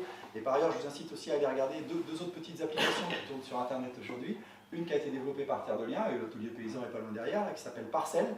Vous tapez un territoire, une commune, un département, vous dites éventuellement comment vous voulez que les gens y mangent sur le territoire, et elle va vous dire quelle est la surface qu'il faudrait, combien d'agriculteurs, au sens de l'agriculture paysanne, il faudrait sur ce territoire-là, et du coup, si ça marche ou pas. Et il y a une autre structure de recherche qui s'appelle les greniers d'abondance, qui fait la même chose, qui a fait un autre outil, qui lui s'appelle Cratère. C'est pareil, si vous voulez avoir une idée. Mais globalement, ce qu'on peut dire, et alors je ne vais pas avoir ma vie, mais je suis en train d'un programme de recherche, on travaille ça sur la Nouvelle-Aquitaine, mais ce que je veux dire, c'est qu'on sait qu'en France, schématiquement, si on fait une agriculture un peu plus bio, il faut de 0,3 à 0,5 hectares, en théorie, pour être capable de nourrir un habitant. En France, on a une trentaine de millions d'hectares de surface agricole utile. 31, 32, 30, ça dépend. Et donc, on est 67 millions. Donc, la question de l'autosuffisance, entre guillemets, la question de capacité productive d'un pays comme la France, elle n'est pas en cause aujourd'hui. Par contre, et là, je suis tout à fait d'accord avec ce que dit Nicolas, par contre, le modèle agricole qui va faire cette capacité productive, alors, lui, il est en cause. Parce qu'avec les cours qu'on a, demain, on aura 100 000 paysans en France. Et la capacité productive, elle peut rester pareille. Alors, avec quand même quelques petites incertitudes qui ont tendance à s'annoncer, c'est que notre agriculture, elle est essentiellement à base d'énergie fossile. Et là outre les soubresauts de la guerre en Ukraine, et puis les grèves dans les stations, dans les raffineries, il y a quand même devant nous clairement une diminution de cette ressource-là. Donc continuer à faire une agriculture avec 100 000 paysans qui vont forcément du coup avoir des énormes exploitations, donc des énormes matériels, il y a danger. C'est clair qu'il y a danger. Alors, entre 100 000 et 5 millions, il y a de la marge, mais c'est pas la capacité physique qui est en cause, c'est le modèle d'organisation qu'on choisit. Et on peut rajouter une chose, parce que je crois que ça comprend ça aussi. Nous, en tant que consommateurs, on a une responsabilité là, hein, parce qu'on ne fera pas une agriculture autosuffisante dans un pays comme la France si on ne change pas notre modèle alimentaire. Et aujourd'hui, nos modèles alimentaires, ils sont incompatibles avec une agriculture durable. Voilà, on mange trop de viande. Quand on mange de la viande, on ne fait pas attention de comment elle est produite. Et alors, c'est quand même un scandale en France qu'aujourd'hui, les ruminants, les ruminants qu'on mange en France, ils sont nourris avec des céréales. 40% des céréales mondiales, c'est pour les ruminants. C'est un scandale. Et donc, tout ça, il faut qu'on en soit conscient. Et bon, si nous, consommateurs, on ne se bouge pas, on a beau attendre que les pays... Il va falloir qu'on attende un moment avant que la FNSEA change de logiciel, c'est le cas de le dire. Je pense qu'on a encore des beaux jours aujourd'hui. Si je peux donner mon avis, rebondir sur deux faits. Là, tu viens de parler de la FNSEA. Par exemple, la FNSEA, les pieds dans le plat, je vais peut-être être un peu trop honnête, mais ça dirige la Chambre d'agriculture. Donc ça va te diriger aussi, avec les jeunes agriculteurs, les JA, ça va te diriger aussi le modèle agricole, ne serait-ce que départemental. Donc déjà, l'ouverture des mentalités, tu vois, c'est pas simple. Pour revenir à ta question, si on peut nourrir les gens, je voudrais juste donner mon avis. Moi, j'y crois, je suis peut-être utopiste. Mais je crois qu'il y a vraiment des choses à faire, parce qu'il faut savoir quand même qu'il y a moins d'un siècle, un maraîcher produisait plus de 50 légumes, puisque le maraîchage diversifié, c'est 50 légumes. Il utilisait aussi les fleurs, les plantes, les racines, les tiges. Donc à partir de là, si tu observes toutes les plantes comestibles et qui ne sont plus répertoriées comme quoi tu pourrais les manger dans ton assiette, tu restes sur ce que tu trouves dans les supermarchés, ce que tu trouves sur les étalages des producteurs. Si tu optimises ce qu'il y a dans la nature, ça peut changer la donne. Ça peut changer la donne parce qu'il y a énormément de plantes sous-estimées, de graines sous-estimées. tu as des choses que nous, les maraîchers, en cas de mauvaise saison, par exemple comme cette année, je vais te donner un exemple concret, tu as des plantes que tu peux laisser qui vont monter très vite en fleurs, donc à graines pour la reproduction. Là on parle nourricier, donc tu as des plantes que tu vas pouvoir consommer les graines, en graines germées, tu vas pouvoir en faire autre chose, tu vas pouvoir les transformer. Donc si tu veux, il y a des possibilités qui sont encore sous-estimées, je trouve. Je suis d'accord que si on parle de maraîchage pur, de production pure au mètre carré, sur une année comme celle-ci, là ça craint. Là, ça craint. Je donne mon avis parce que mon facteur limitant sur la ferme, c'est pas d'avoir de forage. Donc l'irrigation, si tout le monde est comme moi, c'est clair que c'est marrant. Mais au vu de ce qu'il est possible de faire et du résultat de certains collègues, je pense qu'il y a des autres pays, parce qu'il ne faut pas se leurrer, il ne faut pas se baser que sur la France, il faut étudier ce qu'ils faisaient avant sur d'autres pays, voir ce qu'ils font maintenant dans d'autres régions du monde. Je pense qu'il est possible, peut-être pas de nourrir 100% avec des légumes, etc., mais réduire par exemple la part de viande et la compenser par de l'ortie. La graine d'ortie est un super aliment, la graine de chanvre est un super aliment. Tu peux limiter ton apport en protéines. Ça, je suis d'accord. C'est pour ça que je voulais te donner mon avis par rapport à ça. C'est pas simple au vu des résultats économiques que j'ai sur la ferme, ça c'est certain, mais je préfère voir sur un hectare, on va dire sur 10 hectares, je préfère voir 7 paysans installés sur un petit peu plus d'un hectare si tu prends le fait qu'il y a l'habitation et tout, donc un peu moins d'un hectare de culture. Je préfère voir ça qu'un seul agriculteur qui va faire que de la monoculture. Parce que là, dans ce cas-là, avec tout ce qui est haies, etc., fruits, où tu multiplies les étages, etc., enfin, peu importe la façon de faire, il y a une possibilité. Mais j'espère vraiment que le monde ne va pas changer climatiquement, c'est comme ça qu'on dit, au niveau du réchauffement climatique aussi vite que ça a l'air d'être. Parce que sinon, là, cette année, ça craint du boudin. Voilà. Ouais, je suis installé dans ce village, je fais du maraîchage, je fais partie de quelques réseaux locaux. J'en profite qu'il n'y a pas que des gens du métier pour rappeler quelque chose. C'est que les pouvoirs publics aujourd'hui vont à l'inverse de l'intérêt général totalement. Il faut savoir qu'aujourd'hui, la Chambre d'agriculture, vous avez des conseillers bio, par exemple dans les Landes, vous envoie les textos pour vous inviter à des journées sur les présentations du drone et des robots désherbeurs. Donc tous les gens qui aujourd'hui vous font croire qu'ils vont vers de l'agriculture biologique et qu'ils font quelque chose, ne le font absolument pas, ils vont à l'inverse même de ce qu'on peut nous penser en tant que consommateurs qui serait bon pour nous. Donc il est plus qu'urgent que chacun milite et agisse à son échelle et mette la pression sur tout ce qui peut être mis comme pression parce que l'urgence, malheureusement, on en parle depuis longtemps, mais ça s'accentue. Les pouvoirs publics, sous couvert du greenwashing, n'agissent absolument pas et même au contraire nous scient la branche tous les jours. Donc moi je voudrais juste rappeler que voilà, on vit dans une illusion voilà, de gens qui nous dirigent pour qu'on soit très gentils et qu'on ferme bien notre gueule, mais il y a urgence et donc il va falloir qu'on ouvre notre gueule tout le temps, partout et dans chaque occasion de l'ouvrir, il est important de l'ouvrir, je pense. Je vais juste rappeler ça à tout le monde parce qu'il y a des assos qui portent des choses, il y a des gens qui font de la recherche, mais l'alimentation ça nous concerne tous et notre environnement ça nous concerne tous et donc on n'a pas besoin d'être dans une asso, on n'a pas besoin d'être agriculteur, on n'a pas besoin de tout ça pour se réapproprier la question du paysage et de l'alimentation et de la qualité de l'air, la qualité de l'eau et de la qualité de notre environnement.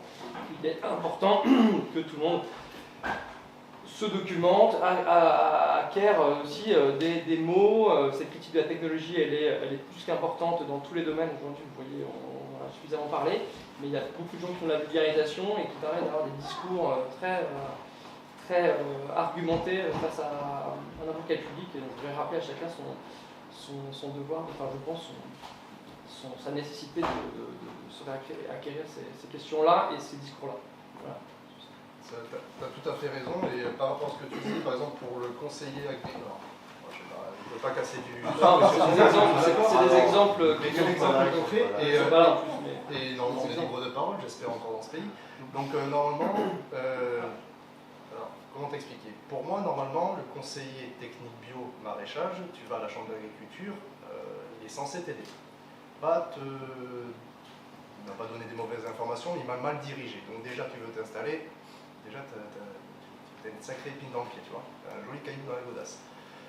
Par contre, quand ce gars-là, cette personne-là, pardon, déménage et habite dans le même village que toi, tu fais tout pour le faire venir sur ta ferme. Ce qui est logique, parce que comme je disais, même si j'espérais être un peu la preuve par l'exemple que ça pouvait fonctionner, et je l'espère toujours, il était important pour moi d'avoir un gars qui soit gradé par rapport à moi qui suis juste les mains dans la terre, qui vienne sur la ferme. J'ai mis 3 ans à faire en sorte qu'il vienne. L'explication pour moi, pour que je te fasse simple, c'est que je suis cotisant solidaire actuellement, mais je bascule chef d'exploitation. Chef d'exploitation, c'est un autre statut. Je souhaitais, lorsque c'est un gros dossier à monter, c'est un merdier administratif, donc en fait je souhaitais bien sûr rencontrer le gars de la chambre d'agriculture qui nous avait reçu une fois, mais je souhaitais le recevoir à la maison, pas dans son bureau, tu vois, je souhaitais à la maison. Ça a mis 3 ans. Quand il arrivait en mode touriste, parce qu'il n'en a rien à faire de ce modèle agricole que l'on voudrait développer. Clairement rien à faire. Il est venu en touriste. Je parlais, et moi, pour moi, un gars de cet ordre-là, avec ce grade-là et la paye qu'il a, je suis désolé, mais ça devait être un masterclass par rapport à moi. Donc je suis arrivé, j'ai été super fier de lui montrer les mains dans la terre, comment le sol évoluait, la vie qu'il y avait, tout ce bonheur quoi, qui se dégageait de ce métier-là. Le bonheur, je parle aussi technique, quoi, tu vois. C'est simple, il m'a écouté, puis d'un seul coup il a regardé les arbres, il a regardé nos fruitiers, puis moi je me suis dit, bon, mais il écoute quand même, il observe, il peut avoir cette faculté-là que je n'ai pas, donc tant mieux pour lui. Et au bout d'un moment, je continue, je me retourne, et elle n'était plus là. Elle était partie. Donc la dame de la chambre d'agriculture qui était avec, qui nous aidait à monter le dossier, m'a regardé, elle devenait un peu pâle, et j'ai dit, il n'en a rien à foutre. Ça sert à rien que je parle. Enfin, la dame n'était pas du milieu agricole, elle était sur le côté montage de dossier, donc c'était pas à elle que je vais expliquer, tu vois. Donc voilà, il faut comprendre le truc, c'est ça, c'est que s'ils ne veulent pas bouger, comme dit Nico, ça va être aux gens de s'informer par eux-mêmes, et après de bouger grâce à d'autres réseaux. Là où on peut avoir une petite lueur quand même d'optimisme, parce que moi je suis quand même là aussi plutôt sur l'optimisme, formant des jeunes, moi je ne peux pas me résigner à leur dire on va dans le mur, donc on est obligé d'être quand même un peu avec un discours proactif entre guillemets, mais je trouve qu'il y a quand même quelque chose qui se passe en dehors des chiffres qui sont quand même plutôt toujours un peu défavorables, parce que c'est vrai que même si le nombre d'exploitations bio en France a augmenté, on n'est quand même pas encore sur une trajectoire très optimiste, mais ce qui se passe quand même depuis quelques temps, c'est quand même, je vous le disais un peu tout à l'heure, les préoccupations alimentaires notamment, plus la pression quand même environnementale avec le climat et tout ça, font qu'on se réintéresse de plus en plus sur les territoires aux questions agricoles et alimentaires. Et nous, on rencontre un nombre non négligeable de collectivités territoriales, communes, pôles territoriaux, communautés de communes, métropoles, enfin bref, qui soit se posent des questions sur l'avenir de l'agriculture sur leur territoire, en se disant mais c'est quoi ce bazar, ça se désertifie, et nous quand ça se désertifie on a quand même un territoire qui est un peu moins attractif parce que voilà, la fermeture du territoire avec les prairies qui sont remplacées par des arbres, l'ensauvagement entre guillemets de friches et tout ça, bon voilà, soit elles sont repréoccupées par la question agricole via l'alimentation en disant voilà, on est de plus en plus questionné par les parents qui voudraient bien savoir ce que les enfants mangent à la cantine, et puis en plus il y a quand même un certain nombre de lois au niveau national qui incite fortement les collectivités pour la restauration collective à faire de l'alimentation dite de qualité. C'est pas vraiment encore local, mais c'est de qualité.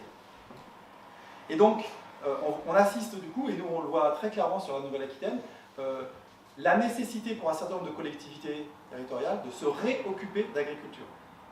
Je sens qu'elles avaient complètement délaissé au monde professionnel agricole, parce qu'en France, voilà, d'abord, on vous dit la France c'est dans l'Europe, donc quand on vous parle d'agriculture, très vite c'est la PAC. Donc l'agriculture, c'est l'Europe, ça se décide à Bruxelles, entre guillemets. Et en fait, justement, aujourd'hui, on se rend compte que sur un nombre non négligeable de territoires, non, ça leur va plus, ça. Ils veulent se repréoccuper, les collectivités, et c'est parfois pas simple, mais quand même.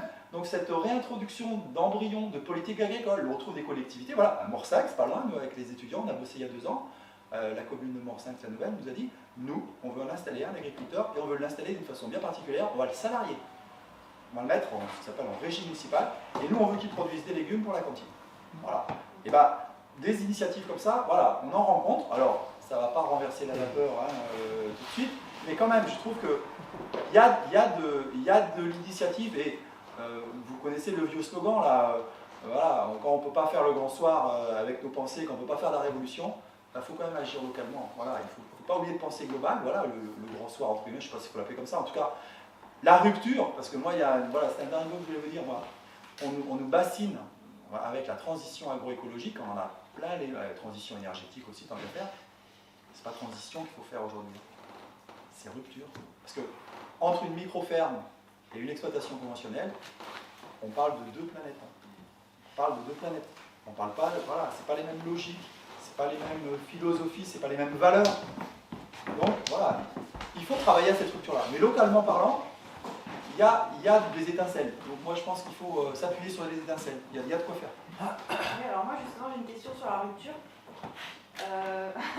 C'est douloureux. Ouais, alors voilà, moi ma question c'est comme actuellement notre modèle agricole c'est que nos aliments viennent de loin et en plus ils sont produits avec force de pétrole, avec des engrais qui viennent de loin. Bref, tout ça est fondé sur le pétrole pas cher. À partir de quel prix du gasoil ces exploitations-là sont plus rentables et donc elles arrêtent? À partir de, est-ce qu'on a fixé à ce prix, Bah là, on a l'exemple de toutes les serres chauffées au gaz en Hollande qui ont toutes fait faillite avec le gaz qui a fait x30. Donc pour les serres, ça leur prenait je sais plus 40 000 € pour chauffer leurs serres et produire de la tomate dégueulasse en hiver. Ben, x30, voilà, l'équilibre économique. Et donc on a un secteur, mais c'est pas un secteur qui s'effondre, c'est pas à prendre à la légère. Hein. Il y a quand même des gens brisés qui ont fait des investissements colossaux, etc. Donc c'est pas rigolo parce que ça va pas forcément s'effondrer. Enfin, faut voir quand ça s'effondre, sur qui ça s'effondre. Mais oui, effectivement, on calcule que, alors c'est très contesté, la méthodologie, etc. Mais qu'il faudrait 7 calories énergétiques voilà, pour produire une calorie de nourriture, en incluant le circuit de distribution, etc., les chaînes logistiques. Il en fallait au Moyen-Âge 1 calorie de travail humain pour produire 3 calories de nourriture. Donc d'un point de vue efficacité, efficience énergétique, ça s'est énormément dégradé depuis le Moyen-Âge, notre agriculture. Et donc un prix de gasoil voilà. Non mais un prix de gasoil peut-être, mais il faut se méfier du truc de se dire quand est-ce que ça va s'effondrer à un moment donné, parce que la perfuser aux milliards de l'État, etc. On voit le secteur avec la grippe aviaire de l'élevage volaille. Bon, ici vous avez été particulièrement touché, en Vendée c'était peut-être encore pire, mais je veux dire ce truc peut s'effondrer encore longtemps quoi, si on remet des sous dedans. Quoi. C'est ça, c'est-à-dire que là, j'avais une discussion juste un petit exemple. Du coup, l'agriculture conventionnelle, elle est basée surtout. L'agriculture conventionnelle, elle est basée surtout sur l'exploitation des énergies fossiles. Donc là, tu as des engrais qui sont produits à partir de pétrole. L'agriculture bio, elle est surtout faite à partir d'engrais organiques. Donc c'est de la plante, des choses comme ça. Là, tu arrives à une situation où en ce moment, l'engrais biologique va être moins cher que l'engrais conventionnel. Donc là, tu vas avoir des agriculteurs conventionnels qui vont acheter à l'avance de l'engrais que les agriculteurs bio ne font plus avoir. Et c'est là où la balance ne sera plus. Je ne sais même pas où ça va mener ça. Ce que je veux dire, c'est que un effondrement, attendre l'effondrement, ça va passer par une nouvelle étape qui va être très douloureuse.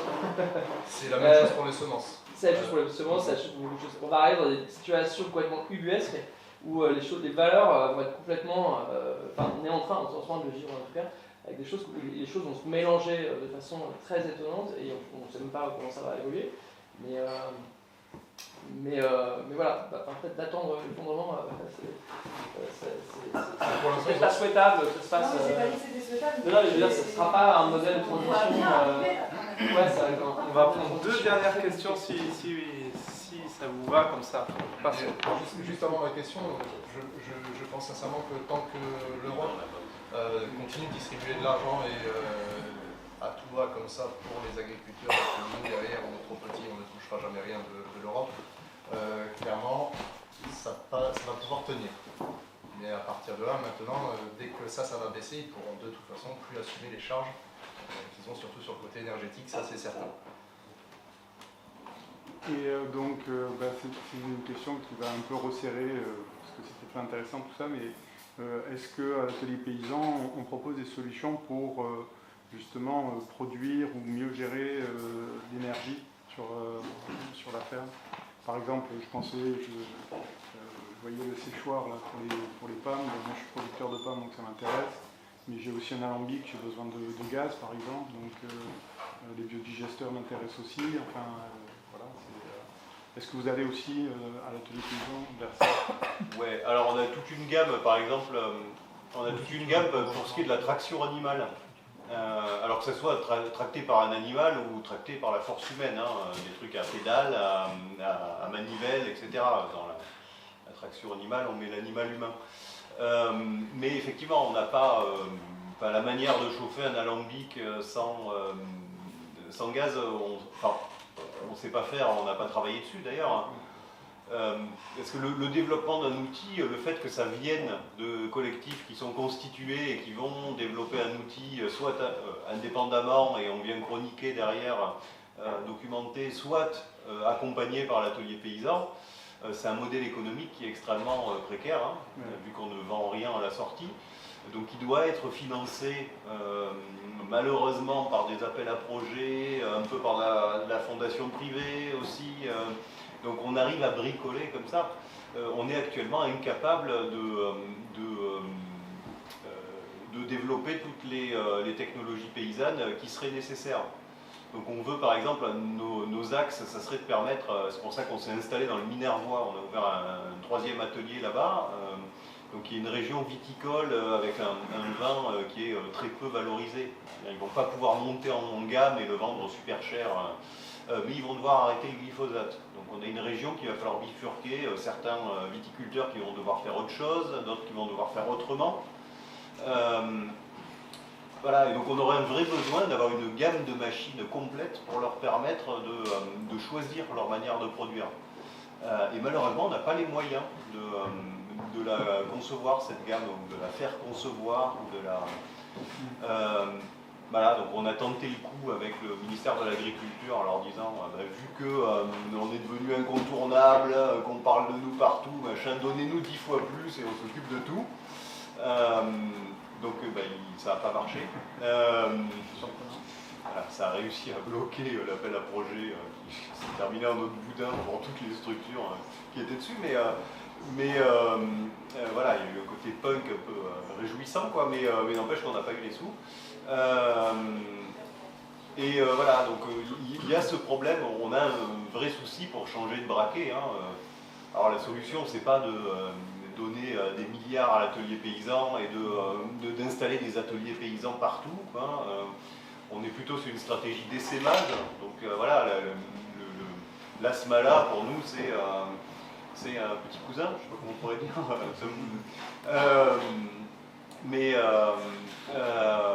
Voilà, donc c'est plutôt dans cette optique-là. Mais effectivement, on a des failles qui sont sur le modèle de gestion, le modèle financier. L'agriculture, on va dire tout ce qui est le réseau Impact, alors qui regroupe l'atelier paysan, les ADR, donc qui s'occupent d'installation de paysans, accompagnement, on va dire, des projets plus alternatifs,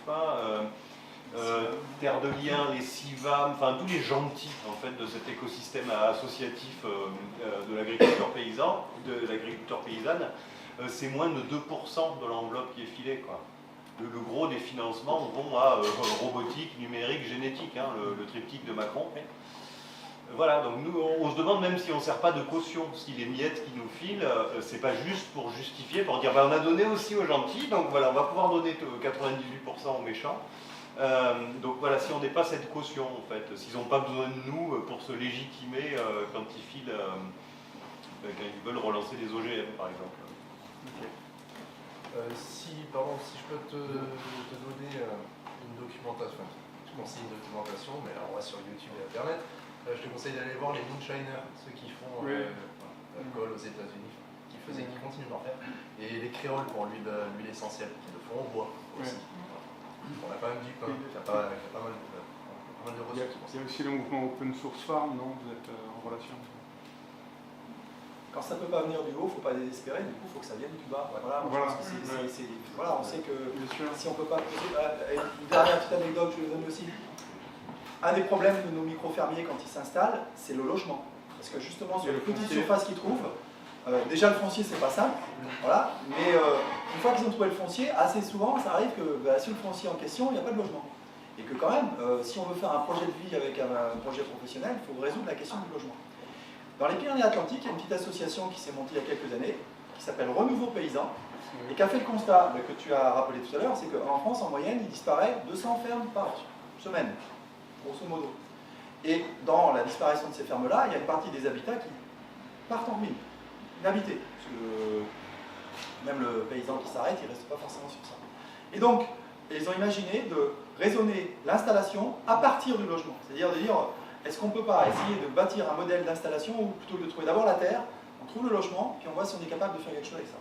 Bon, c'est un petit projet intéressant, ils ont réussi à embarquer là-dedans l'office des HLM des Pyrénées-Atlantiques. C'est en train de, voilà, c'est en train un peu de chaoter, mais avec l'idée de derrière même faire un bail social rural, c'est-à-dire pouvoir installer des paysans en location, en leur filant du logement, participatif un petit peu, éventuellement partagé avec d'autres familles de l'économie sociale et solidaire, hein, voilà, et sur un petit lieu à la limite Béarn des Pays Basques, là, ils sont en train de tenter une petite expérience là-dessus. Bon, vous voyez, des initiatives, entre guillemets, qui sont intéressantes, qui sont intelligentes, il y en a. Donc, il ne faut pas désespérer. Par contre, il faut gratter sur le territoire local et voir comment on peut essayer effectivement de monter des choses. Bon, ici, vous avez un territoire où vous avez la chance d'avoir quand même une structuration qui vous permet de faire des choses. Moi, je trouve. Enfin, en tout cas, quand on voit ça de l'extérieur, c'est pas partout pareil. Ouais. Moi, j'avais... c'est pas une question, en fait, bon, je trouvais très intéressant hein, tout ce que vous nous avez, ce qu'on a partagé. Je voulais juste signaler, en fait, un document que j'ai trouvé intéressant pour comprendre, en fait, et pour pas opposer, enfin, il y a des rouleaux compresseurs, mais c'est un rapport de l'ADEME qui s'appelle, il imagine 4 scénarios pour le monde décarboné à 2050, quoi. Et les 4 scénarios, ça ressemble à quelque chose dont on a parlé ce soir. Les 4 scénarios, le premier scénario, c'est un scénario sobriété heureuse, low-tech, etc. Le deuxième scénario, c'est un scénario sur les coopérations territoriales, on en parle aussi. Après, ça se corse, donc il y a un troisième scénario, c'est sur les technologies vertes.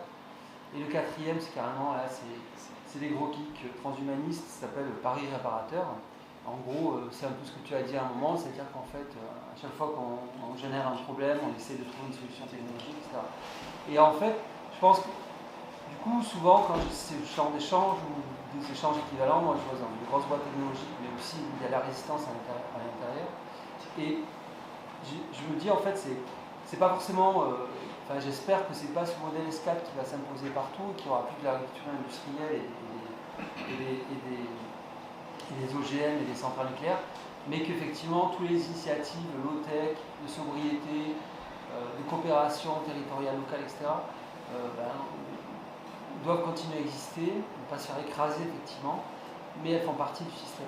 Mais je pense qu'elles ne renverseront jamais ni le S3 ni le S4. Elles doivent continuer à se développer. Après, c'est un peu un jeu de force voilà, qui est amené à... Enfin voilà, je vous conseille donc vous allez sur l'ADEME, les 4 scénarios pour neutralité carbone en 2050, c'est intéressant.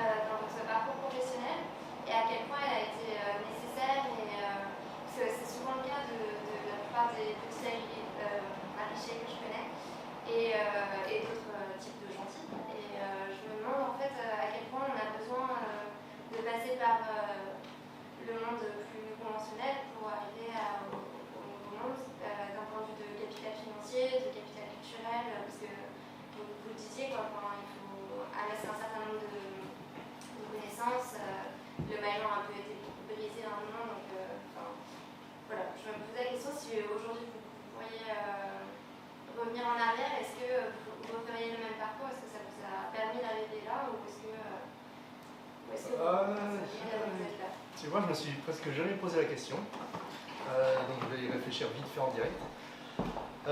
Si je referais le même chemin, clairement non. Clairement non, parce que, comme je vous ai dit, je suis utopiste. À partir de là, et naïf. Peut-être un peu moins maintenant. Donc, désolé de dire ça, mais mon envie de nourrir les gens, quand je me suis reconverti, si on m'avait prouvé par A plus B que c'était l'agriculture conventionnelle et le chimique qui faisait la meilleure des nourritures, la plus saine, etc., j'aurais foncé le temps, parce que mon but était de nourrir les gens. D'accord ? Cependant, on m'a montré autre chose. Mais pour revenir au schéma, on va dire à l'itinéraire, on m'a mal dirigé. Donc forcément, si je reviens en arrière, je croirais plus en mes décisions personnelles plutôt qu'à devoir suivre l'administration française. Voilà. Après, sur le côté capital, si tu parlais au niveau, je pense, financier, tu voulais dire quoi ? Au niveau financier, et ça je ne voulais pas expliquer, mais l'acquisition, on en a parlé, même si c'est pas facile pour certains d'en parler, moi je suis très honnête avec ça. Sur le côté financier, il faut savoir que pour avoir la possibilité d'acheter, c'est pas les banques qui nous ont prêté. On s'est fait refouler de partout. Pourquoi ? Parce que dans les Landes, il n'y avait pas de projet comme le nôtre.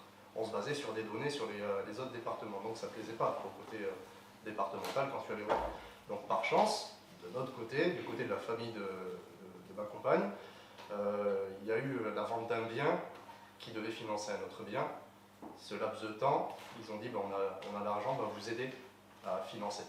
Donc pour le côté financement de notre projet, ça a été fait, c'est un prêt familial fait chez le notaire avec remboursement. Mais j'ai demandé, et c'était une des raisons, sinon je refusais, si la famille n'acceptait pas, je refusais ce prêt, parce que c'est pas ma famille, donc c'est quand même assez délicat. C'était d'y mettre un intérêt, comme les banques, pour pouvoir prouver qu'on pouvait rembourser avec l'intérêt, comme la banque. Donc de montrer que le système pour nous, économique, était viable. Après, je pense que si tu parlais du côté économique, c'est à savoir si maintenant, en gros, si ça va et si on est heureux. Qu'est-ce que tu voulais dire par là exactement ? Non, c'était savoir si en fait c'était nécessaire, quoi. Si ce parcours-là, j'ai l'impression que ça amène aussi une certaine reconnaissance. C'est pas forcément des gens très perchés, ils ont été ingénieurs, ils ont été informaticiens, ils ont été clairement, clairement, si j'ai voulu faire ça et avoir autant d'intensité dans ce projet-là, c'était pour montrer qu'on n'était pas non plus des feignants et que j'y suis allé dedans. Je reviendrai pas en arrière sur ce métier, mais je reviendrai en arrière sur la façon de faire, parce que j'étais trop naïf. Et que je conseille à toute personne qui veut s'installer de ne pas forcément suivre ce qui est dit. Parce que je pense que j'ai perdu 3 ans de temps. Entre 2012-2015, 8 mois de formation, 9 mois de formation où tu n'apprends pas grand-chose, c'est du temps perdu. Donc si tu n'as pas derrière la possibilité de te faire un minimum d'un potager, des minimums de 100 mètres carrés pour être sûr de ne pas faire des essais, mais faire un peu de choses concrètes, voilà, tu perds du temps. Donc ça, si c'est un conseil que je peux donner à tout le monde, à un moment donné, votre première intuition doit être la meilleure. Généralement, c'est ce qu'on dit. C'est assez majoritaire, de toute façon, chez ceux qui s'installent en agriculture hors cadre familial, donc qui ne sont pas enfants de paysans là, ou d'agriculteurs,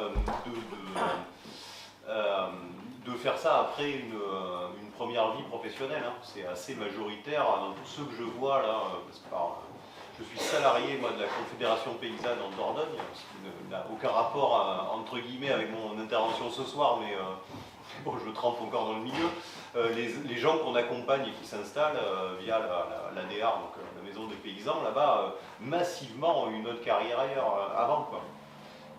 Ce qui n'est pas forcément le cas de ceux qui sont dans le cadre familial et qui vont reprendre la ferme des parents.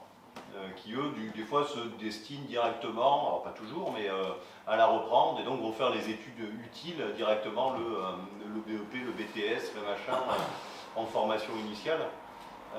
C'est complètement différent pour les gens qui s'installent, donc avec des installations, même une moyenne qui est proche de 40 ans hein, sur les installations, c'est très élevé. Oui. Dans notre petit échantillon, c'est comme ça aussi. Oui, moi je pense qu'on va rester un petit peu dans le même sujet parce que moi j'ai été surpris que personne ne soulève le problème des vocations.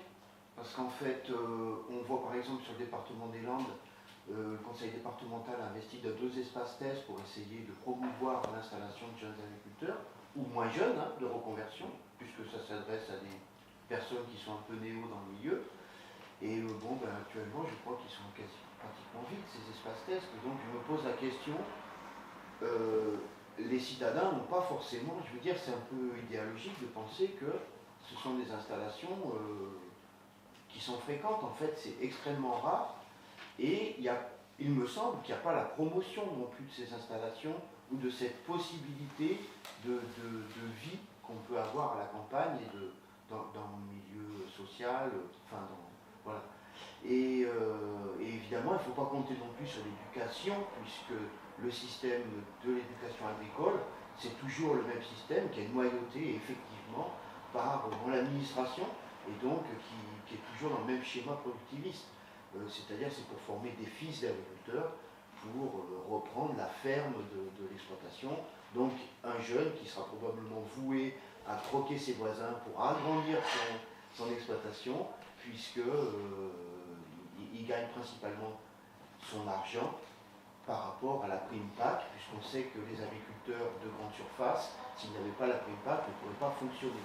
Donc c'est un autre débat.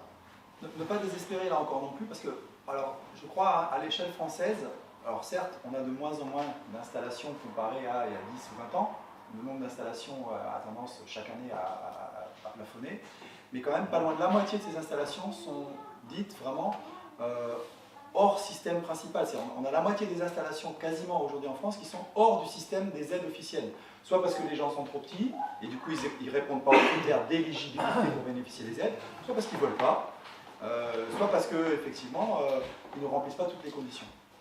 Une sur deux. Et là, c'est très récent, c'est peut-être le post-Covid, il n'y a jamais eu autant d'élèves dans l'enseignement agricole. Et ce sont donc plus des fils d'agriculteurs. Donc, j'ai peut-être un peu tôt pour dire, voilà, vers quoi ces jeunes vont se destiner, est-ce qu'ils vont s'enraciner dans le métier ou pas. En tout cas, on ne peut pas dire que les questions agricoles et alimentaires soient aussi minoritaires. Enfin, il y a quand même un regain d'intérêt pour ces questions-là, y compris en milieu urbain. Bon, alors de la parole à l'acte, il y a peut-être effectivement un chemin à faire, mais voilà. Et dernière petite note, ça fait 10 ans que je me bats, et je suis content, je l'ai appris hier soir, ça fait 10 ans que je me bats, allez, je touche du bois et je suis optimiste. À Bordeaux Sciences Agro, l'année prochaine, cette année scolaire là, nous allons avoir une ingénieure qui est en dernière année, qui va faire un apprentissage de dernière année pour s'installer en microferme sur le site de Bordeaux Sciences Agro. Ça n'a pas été simple comme histoire, mais voilà, il ne faut jamais désespérer. Il ne faut jamais désespérer. Et de toute façon, qu'est-ce qu'on a d'autre comme perspective si on se désespère? Enfin, moi, en tout cas, je me refuse, voilà, j'ai bientôt fini ma carrière, moi, mais je me refuse à désespérer. Pourtant, les clignotants ne sont pas très verts partout, on est d'accord, hein, mais c'est peut-être au contraire davantage. Moi, j'ai appris ça de l'Est, quand j'ai bossé avec des paysans là, voilà, en Serbie, il y a une bonne dizaine d'années maintenant. Les gens sortaient de la période de conflit voilà, de cette partie-là de l'Europe, hein, Serbie, Bosnie, Kosovo. Je suis allé bosser au Kosovo après. On a retrouvé des gens là qui étaient, alors je trouve par rapport à une situation ici, mais vraiment dans la merde. Il n'y a pas de ressources. Voilà, l'image de l'agriculture qu'on pourrait définir aussi. Pas d'énergie, pas d'engrais, pas de semences, plus de système d'élevage. Plus de. Alors, jamais eu de sécurité sociale, parce qu'avant c'était le système d'État, et donc ils se sont retrouvés là. Et un paquet d'entre eux se sont retrouvés virés des grosses industries de la ville, et donc condamnés à essayer de se nourrir par eux-mêmes, et donc revenir dans les campagnes et redevenir paysans. Donc on s'est retrouvés, si on avait fait du recensement, il n'y avait pas à l'époque, entre l'effondrement du mur, on appelle ça comme ça, et leur système, le nombre de paysans, il a fait x4, x5 dans ces pays-là. Parce que tous les ouvriers de la ville qui étaient sans emploi, ils sont ramenés chez eux avec leur petit lopin de terre, et ils sont remis à faire de l'autoproduction, ils sont remis à faire un élevage avec une ou deux vaches, et je trouve, voilà, moi je trouve que l'être humain par rapport à ça, il faut désespérer. La ressource chez ces gens-là, moi ça m'a impressionné. Et alors ce qui était assez paradoxal, c'est qu'ils ne se connaissaient pas forcément à l'agriculture, ils avaient rompu avec l'agriculture, mais voilà, par le jeu de la privatisation des terres qui étaient à leurs ancêtres, on leur avait redonné le petit bout de lopin de terre là, et donc ils se retrouvent là, mais je trouve que la démerde, c'est quand même un ressort assez efficace. Et bon, alors je dis pas que c'était rose, hein, c'est loin s'en faut, mais je trouve que les ressorts, les gens les trouvent. Et peut-être que nous, aujourd'hui, on n'est pas encore assez au fond du seau pour avoir cette capacité à réagir, mais je pense qu'au fond de nous, il y en a une. Il y en a une de capacité à réagir. Ce ne sera pas 100 heures, évidemment, mais moi, je suis persuadé que des ressources, on sera capable d'en trouver. Par contre, tant qu'on pense qu'il n'est pas nécessaire de les mobiliser, bon, on ne s'affole pas. Oui, puis si on pouvait rendre ce métier un peu plus attractif, voilà, parce qu'il y a dans les installations, alors c'est vrai que ça dépend les départements. Là, en Dordogne, il y a la marque Dordogne, hein, la marque de territoire, comme ils aiment dire. Non, mais du coup, on a plus de candidats que de fonciers, quoi. Il y a plus de gens qui veulent s'installer que passer du côté limousin. Alors là, c'est l'inverse. En Creuse, c'est pas là. Ouais, il y a plus de fonciers que de gens qui veulent s'installer. N'empêche, c'est pas énorme le nombre de gens qui veulent s'installer actuellement. Donc, il faut rendre ce métier attractif et il y a une question de revenus parce que la majeure partie galère. C'est-à-dire que c'est très dur. Bon, c'est pas facile pour les micro-fermes, mais c'est pas facile pour les fermes moyennes, petites, grandes. Souvent, ça fait rigoler, ça, effectivement, parce que quand on se fait souvent attaquer sur ce doigt, mais vous défendez un modèle agricole qui économiquement ne tient pas la route. Et on leur répond, mais vous défendez un modèle agricole, vous pensez qu'il tient la route, votre modèle agricole, tiens. Avec les aides de la PAC, revenu moyen des agriculteurs, 350 € par mois. Bon, il faut quand même raison garder sur la performance de ce système-là.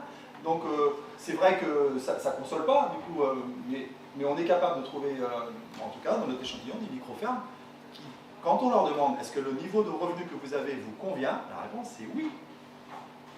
Bon, et après, effectivement, ces gens-là répondent oui en ne répondant pas forcément que pour eux c'est 2 SMIC le revenu qui leur convient. Et je le répète, le revenu monétaire n'étant d'ailleurs pas la seule chose qu'il faut regarder dans ce que c'est que le revenu des gens. Et tant qu'on n'a pas compris ça, et je pense que ça devrait aussi concerner les gens qui ne sont pas dans l'agriculture, parce que le bonheur, c'est pas le salaire. Si je peux un peu étayer ce que tu dis, si je peux, pas trop long.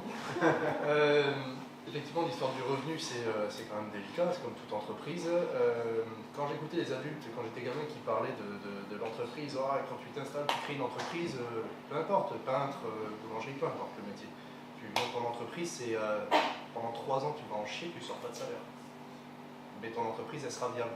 Le but est que pour l'instant, ton compte il soit dans le vert, que tu n'aies pas de dette, que tu n'aies rien à faire. Moi, je suis resté sur ce modèle-là. Donc quand on s'est installé, donc moi j'ai pris la partie du maraîchage et de la ferme, je me suis dit le plus important pour moi, c'est que d'être la preuve par exemple, c'est que l'on soit déjà économiquement viable. Ça voulait dire quoi pour moi? C'est que ça voulait dire que le compte était dans le vert comme j'entendais dans les années 90. Mais en fait tu te retrouves à être face au secteur bancaire qui va t'expliquer que maintenant le côté viable pour l'agriculture c'est de se sortir un SMIC. Non. Moi j'en ai rien à faire d'avoir un SMIC. Non. Je sais que je vis avec moi, je ne suis pas survivaliste, je suis un décroissant. Et ça, ils ne veulent pas l'entendre. Voilà, c'était pour dire ça. Et, désolé, par rapport à ce que Philippe disait, par rapport au côté des enfants, il faut avoir de l'espoir sur les jeunes qui veulent s'installer et tout. Depuis 1 mois et demi, je ne vous l'ai pas signalé tout à l'heure, depuis 1 mois et demi, j'ai un apprenti à la ferme. Donc, belle révolution pour moi, parce que c'est un peu ce que je souhaitais, d'avoir soit un employé, soit une transmission avec un apprenti. C'était quelque chose que j'imaginais, mais je pensais que c'était pas faisable. Et puis j'ai eu un jeune en stage, il avait 15 ans, il vient d'avoir 16 ans, qui lui n'est pas fait pour l'école. C'est un peu délicate au niveau des études, donc il n'est pas fait pour l'école. Il est fait, et il me dit, lui, il veut être dans l'agriculture. Cool, mais c'est quoi l'agriculture pour lui? Vu qu'il est en système de la MFR, c'est la maison familiale et rurale, les gamins, les gars sont amenés à être ouvriers agricoles. Les filles sont amenées à être puéricultrices, assistantes, je ne sais pas comment dire, auxiliaires de vie, etc. Donc déjà, moi, ça me dérange, parce qu'on les amène dans un carcan, c'est énorme. Ça, c'est extraordinaire. On ne leur laisse pas ce choix-là, alors que lui, le gamin, ce qu'il veut, lui, c'est pas être 7-8 heures derrière le tracteur ou à l'atelier, à réparer, etc. Et il a trouvé chez nous, il n'y a pas de hasard dans la vie, je l'ai bien compris, il nous a trouvé sur internet, il a appelé, il pensait être chez un agriculteur, il est arrivé, quand j'ai montré la ferme, il fait mais ah ouais, c'est génial et tout, super, je vais essayer. Et bien le gamin, en fait, il s'aperçoit que ce qu'il veut faire, c'est d'être paysan.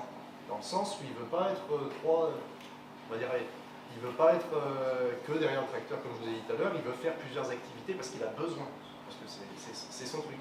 Mais le système éducatif, on va dire, pour amener les jeunes à aimer ce métier, Il n'y est pas. Et il est dans la situation que j'ai vécue en 2012, quand j'ai commencé le BPEA. C'est-à-dire que là, il est tout seul, enfin, ils sont 14 ou 16, pour ne pas dire de conneries.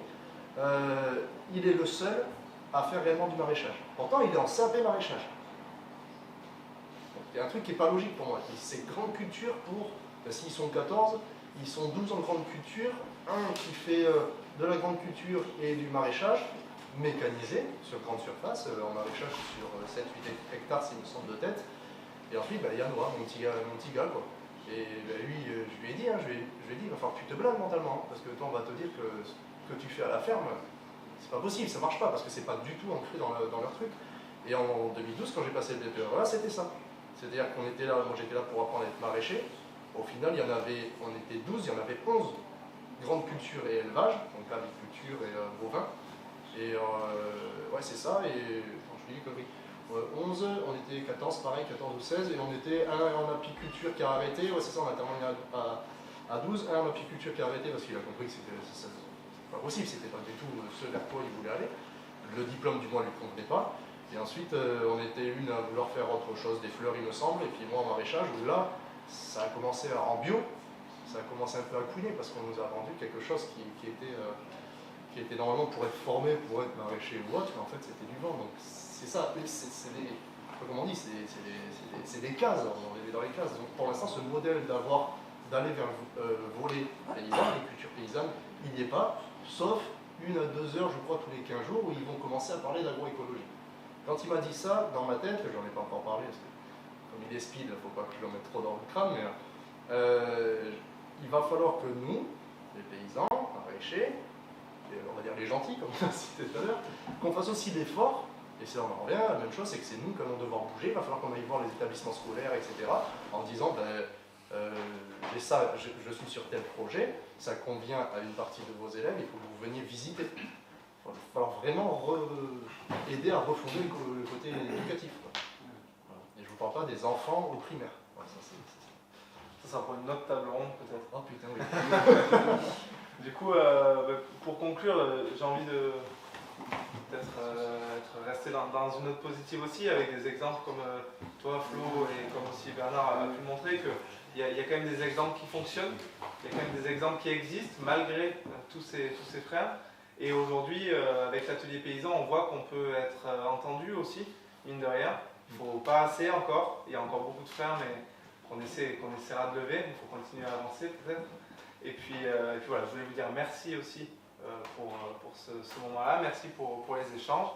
Et je pense que l'odeur du repas envahit la pièce et qu'on va pouvoir passer au second moment. La tirage à bière n'en mettra plus la captation audio, on peut l'utiliser. Merci beaucoup et donc peut-être à l'année prochaine pour la 2e édition, les 3 jours on espère. Et voilà, bonne soirée. Merci.